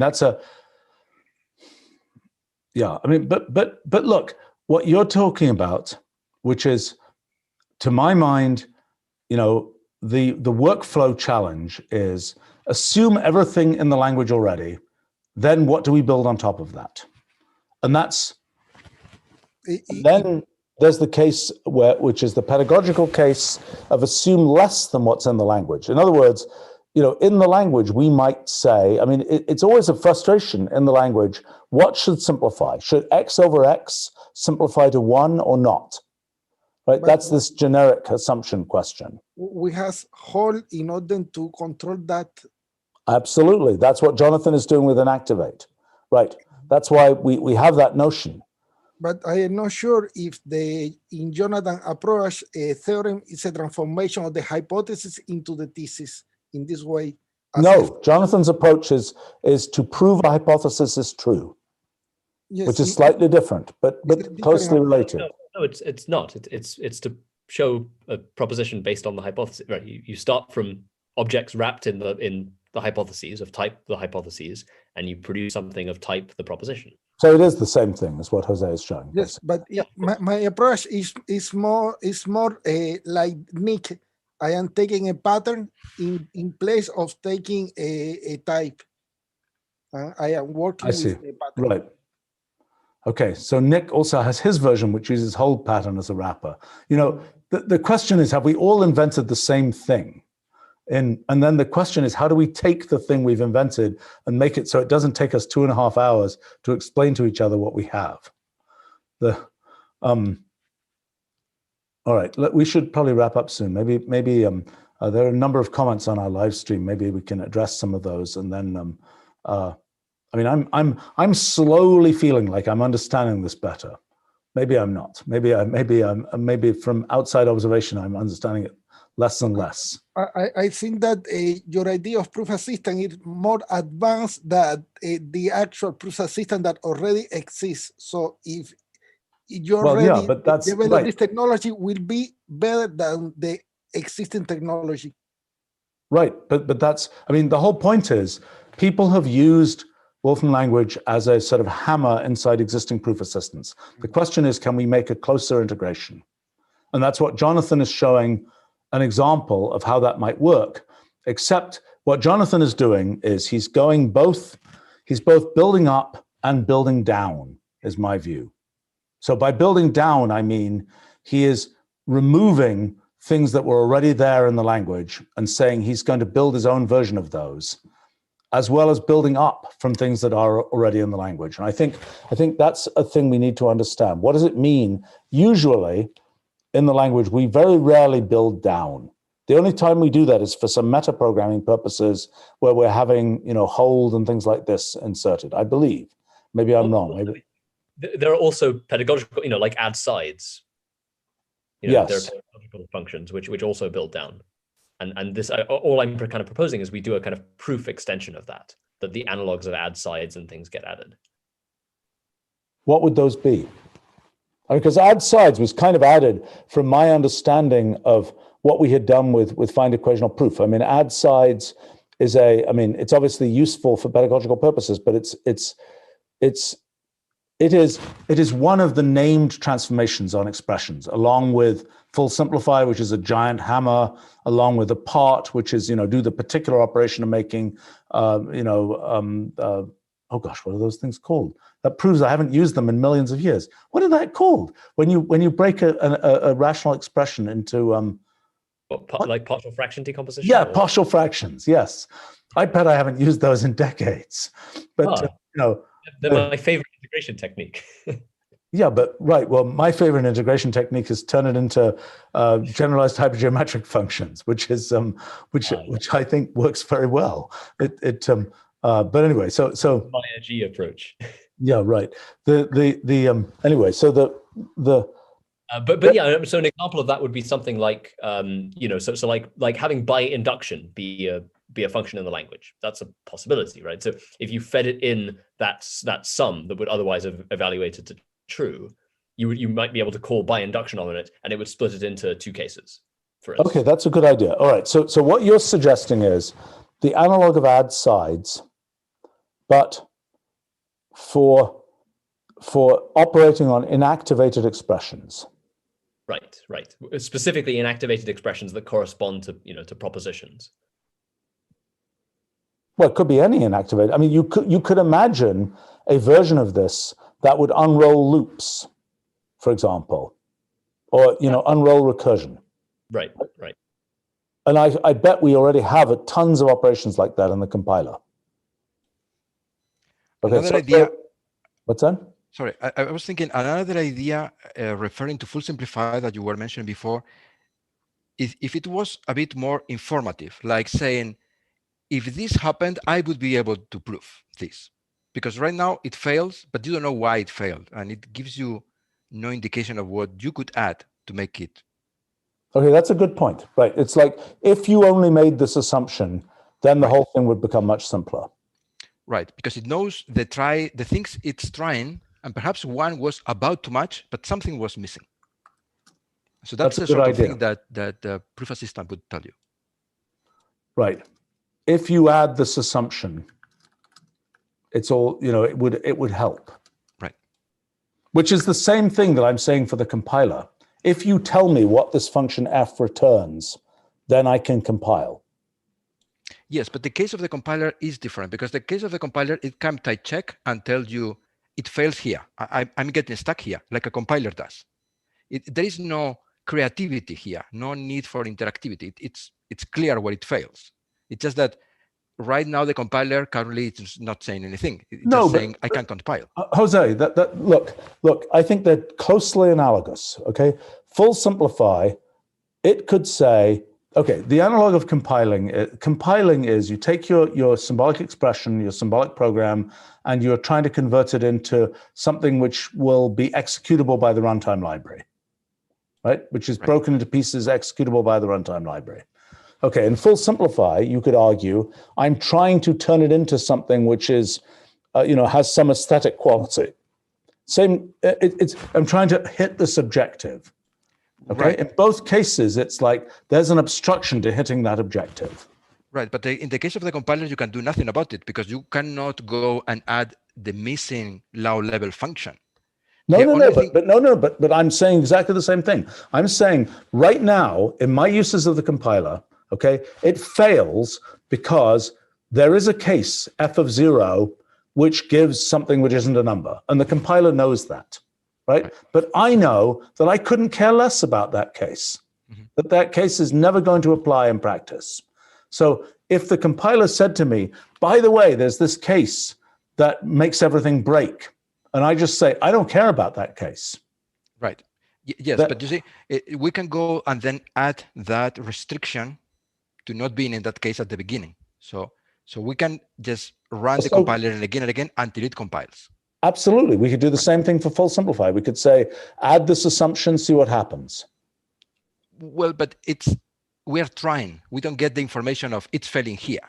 Oh, I know that. I realize that. I understand that the current construction of full simplify was not built with that in mind. But if we were able to get diagnostics that say, this is why this transformation could not be applied, then we could do what you're suggesting. Exactly, because the full simplify knows the target, the thing that it has to simplify, the thing it has to reach. I think that's a very interesting use of this type of idea, right? If only you added this thing, then you would be able to do this. I mean, that's a good, again, I'm looking for these workflows of where is this type of, okay, so what Jonathan is saying is, in the build down type, what you're saying is things like adding by induction, which is a transformation on an inactive expression. You're not sharing, by the way. I know I wasn't. I was making incoherent notes, but I could share and make real notes. No. But I think that's that makes sense to me. I mean, the idea that we could add a bunch of these transformations, these named transformations on things by induction, integration by parts, all these kinds of things, which are transformations on human named transformations on inactive expressions. That's a thing which is incrementally buildable and makes quite a bit of sense to me. I agree. It seems like a good, it's whichever of these approaches we go with, that's kind of a good first step to take. Right. Right. Way, I think that's one use case that we haven't discussed, which I think is actually in many ways the most important use case for actual research mathematics. And it's one of these cases where, having this approach of using, Wolfram language as axiom makes a lot of sense, is for doing theorem search, right? Because when interacting with research mathematicians, one of the most important sort of use cases they say it would be really nice if we had a tool that did this is, you're trying to show some result is true, and you want to know, is this result really the same as some other result or is it a special case of some other result that's proved somewhere in the literature, but it's in a slightly disguised form? Or, does it follow as a trivial corollary from something else that's already known? That's a hard problem to address if you don't have, fairly sophisticated, theorem proving capabilities already built in. But if we had, if we combined the limited theorem proving capabilities we have with the extremely advanced kind of algebraic simplification type, capabilities that are built into WL, that's a case where we might actually be able to do something really cool with theorem search. Okay, we've tried multiple times, Jonathan. Here's the problem. Here's where it falls down. The problem is, how do you take that random theorem published by somebody in 1973 and put it into a useful computable form? Oh, yeah, sure. The curation is awkward, but algorithmically. No, I understand that, but so algorithmically, I agree, but the problem is, the curation is such a huge hurdle for two reasons. First point is, so what we have to do is natural math understanding. If we could take your average theorem and do as well with it as we do for the things that people type into Wolfram Alpha, right? We would be okay. The reason we can't do that is the same reason that people failed to build a thing like Wolfram Alpha for 50 years before Wolfram Alpha was built, which is they didn't have a target language. In other words, people were saying, we're going to do natural language understanding. What does that mean? It doesn't, if you don't have a target language, you don't know what to do. Now, the problem is we do not have a target language for pure mathematics. We have parts of it, we don't have the whole thing. So my estimate was that, to make a target language for pure mathematics requires adding another few hundred primitives, maybe 1,000 primitives to Wolfram language. And we started doing that. It's just a slow process because what does it mean? What does it mean to add a primitive that represents something in pure mathematics? Let's say a groupoid, for example. Okay, is a groupoid sort of cool enough that, or well established enough that it makes sense to add as a primitive? As I recall, there's actually two different meanings to the word groupoid. I think maybe I'm wrong about that. One of those things like that. There's two different meanings to that term, right? And completely different meanings. So we have to pick, it's a growth indeed groupoid, or it's a this groupoid, or whatever. But I mean, so it's a slow process to take mathematics and make it into a computable language. And I think the confusion that is perhaps had on the part of people doing formalized mathematics is, if you build it, you don't need to build it from the sand up to make it useful to formalize the expression of mathematics, so to speak. Nick is wondering whether if all mathematics were curated in a computable form, how much of it is just isomorphic to other things. That relates to our bulk theory of metamathematics and the question of whether in fact, is number theory the same as whatever? And that's also related to the question, if all these things are universal systems, you can encode algebra in number theory, you can encode, functional analysis in geometry, you can do any of these things, assuming that they're universal, but it may not be a very useful thing to do. I think that one possibility to obtain the unification is to use category theory and to formulate every theorem in category theory. Yeah, no human will understand much of that. I mean, that's the problem, that you can say, look, it's just like you can compile everything into number theory. You can compile everything into combinators, but then you lost the humans. And the whole point of mathematics is a human activity. What exists as a formal thing is a quite different thing from what is useful in mathematics. And I think that's the role of language design, is to connect what humans think about with what is in principle computationally possible. And I think maybe taking the same theorem and putting all the characterization in the same box could be useful in order to make the search. Right, but the problem is, again, it comes back to the same thing. You've got to have a high-level representation of a theorem in a form that is kind of, what is that computable high-level representation? That's the thing that's challenging to build. And that's the thing where the 3 million theorems that are published in the literature, we tried to do a bunch of estimates of what would be involved in making those computable. And, as I say, the key rate-limiting thing is design the pure mathematics version of Wolfram language. Okay, and we're slowly getting there. I mean, we're slowly adding topology. We've added all kinds of things. We're slowly getting there. But, another idea could be to take a concrete statement of the theorem and an abstract version of the theorem in category theory, and to but category theory is just one. Okay, category theory is one, sort of meta. It's one piece of language design for mathematics that some people like, some people don't like. It has its strengths, it has its weaknesses. It's not magic. I mean, no language design for mathematics is going to be magic. The best one can do as a language designer, it's like doing architecture. It's like doing any of these things that are intended for human use, right? You try and make it as good as you can for human use, knowing that it can be neither, making something perfect is impossible, and it won't be, and there's a certain arbitrariness to it. But that's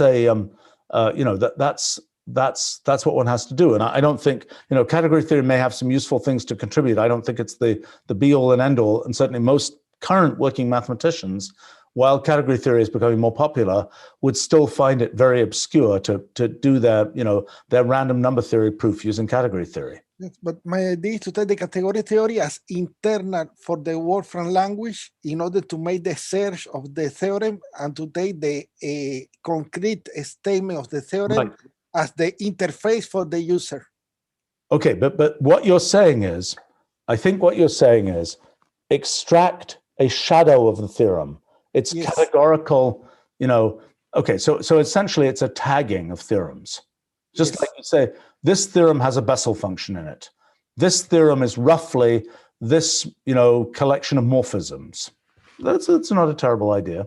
I mean, the question is, that's like entity tagging in natural language processing. You have something that says,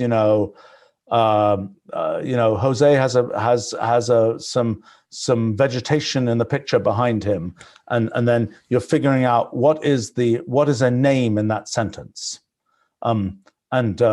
and then you can tag that. And it will be like saying, yeah, I mean, we tried to do this, okay? We tried to do this for the archive data set. We tried to do it for all theorems in the archive data set. We tried to do some kinds of tagging. It was really messy.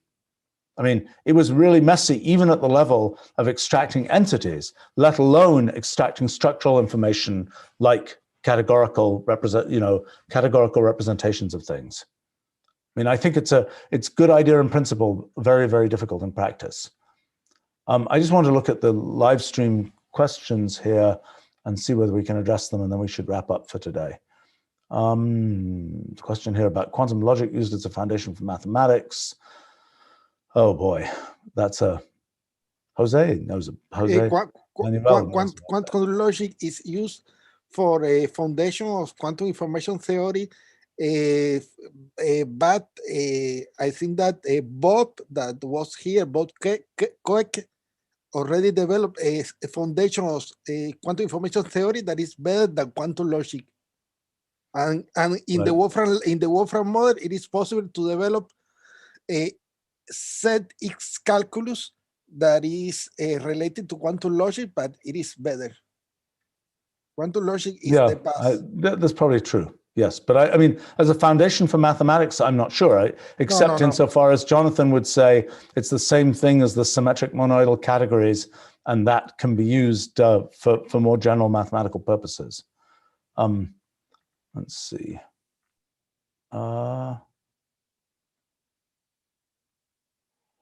Let's see.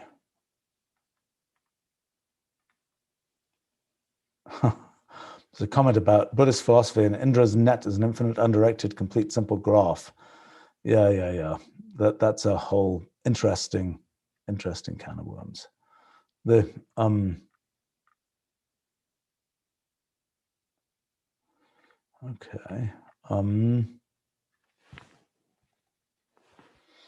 Yeah, by the way, Dragath comments about the Riemann hypothesis, suspecting the Riemann hypothesis is going to be undecidable. Yeah, I know Yuri Matisevich has been trying to show this, and I always get confused about things that are by default true and by default false, and that has to do with how many quantifiers and things are in the statement. And I'm always a little bit confused by that. I think sigma 1 proposition. What is it? It's a sigma 1 proposition, I believe. So because of this Matisevich argument. If there exists, so Matisevich constructed this Diophantine equation that has a solution if and only if there exists a zero that exists outside of the critical line. But because of the construction of that, because there's an algorithmic procedure for determining solutions to Diophantine equations of that type, it means that if there is a zero off the critical line, then there is a finite algorithmic witness of that zero. And so if you can show that the Riemann hypothesis is undecidable, that means that such a zero cannot exist, and therefore the hypothesis has to be true. So because it's true by default if undecidable, it lies at a particular level of the arithmetical hierarchy. Go through that one more time. I've been meaning to understand this for ages. So you're saying right. So Matisevich has this Diophantine equation, right? And that's what he's been doing all his life. Yes, right. Yuri has a Diophantine equation. That could be the kind of his motto. That's his autobiography title. Yeah, right. Yes, actually, maybe we should suggest that term. It'll be interesting. An autobiography will be interesting.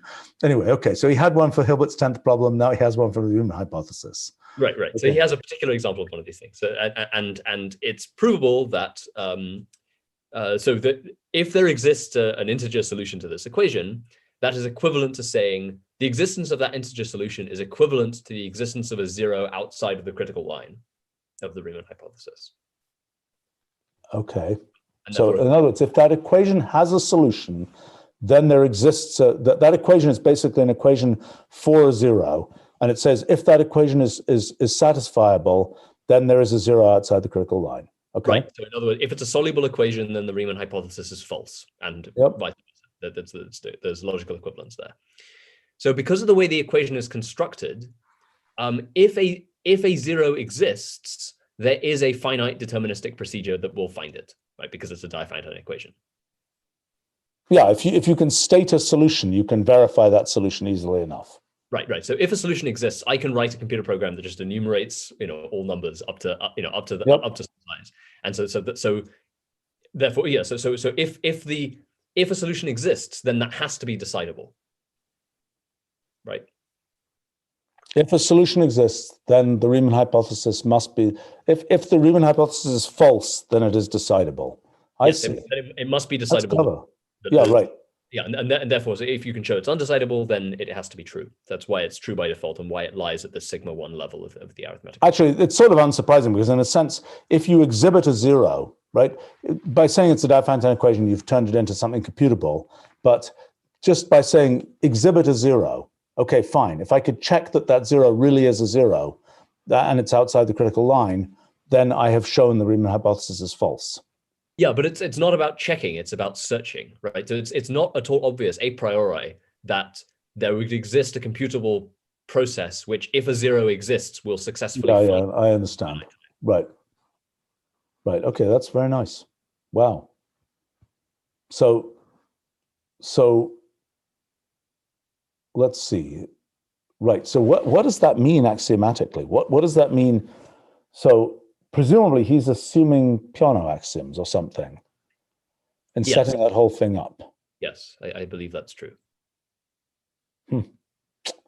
Interesting. All right. Very nice. Let's see.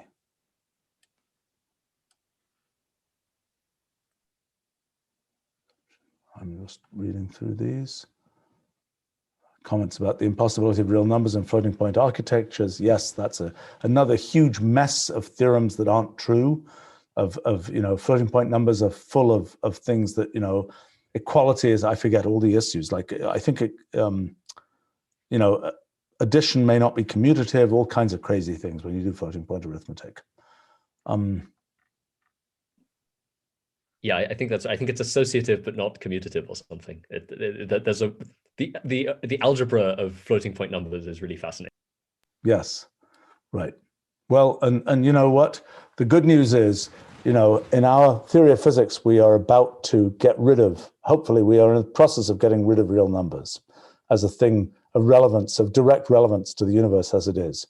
And if this idea that you were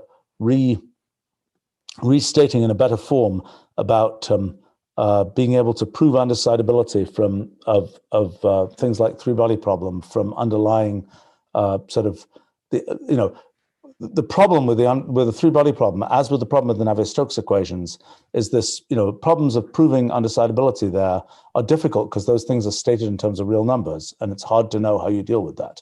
But if we can build up from a discrete underlying model, then we don't have that issue.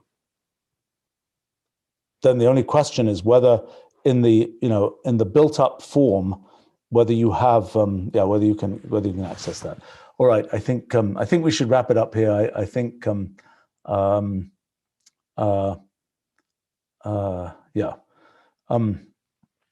good. Well, very interesting stuff. Thanks everybody, and thank you to folks on the live stream. See you another time.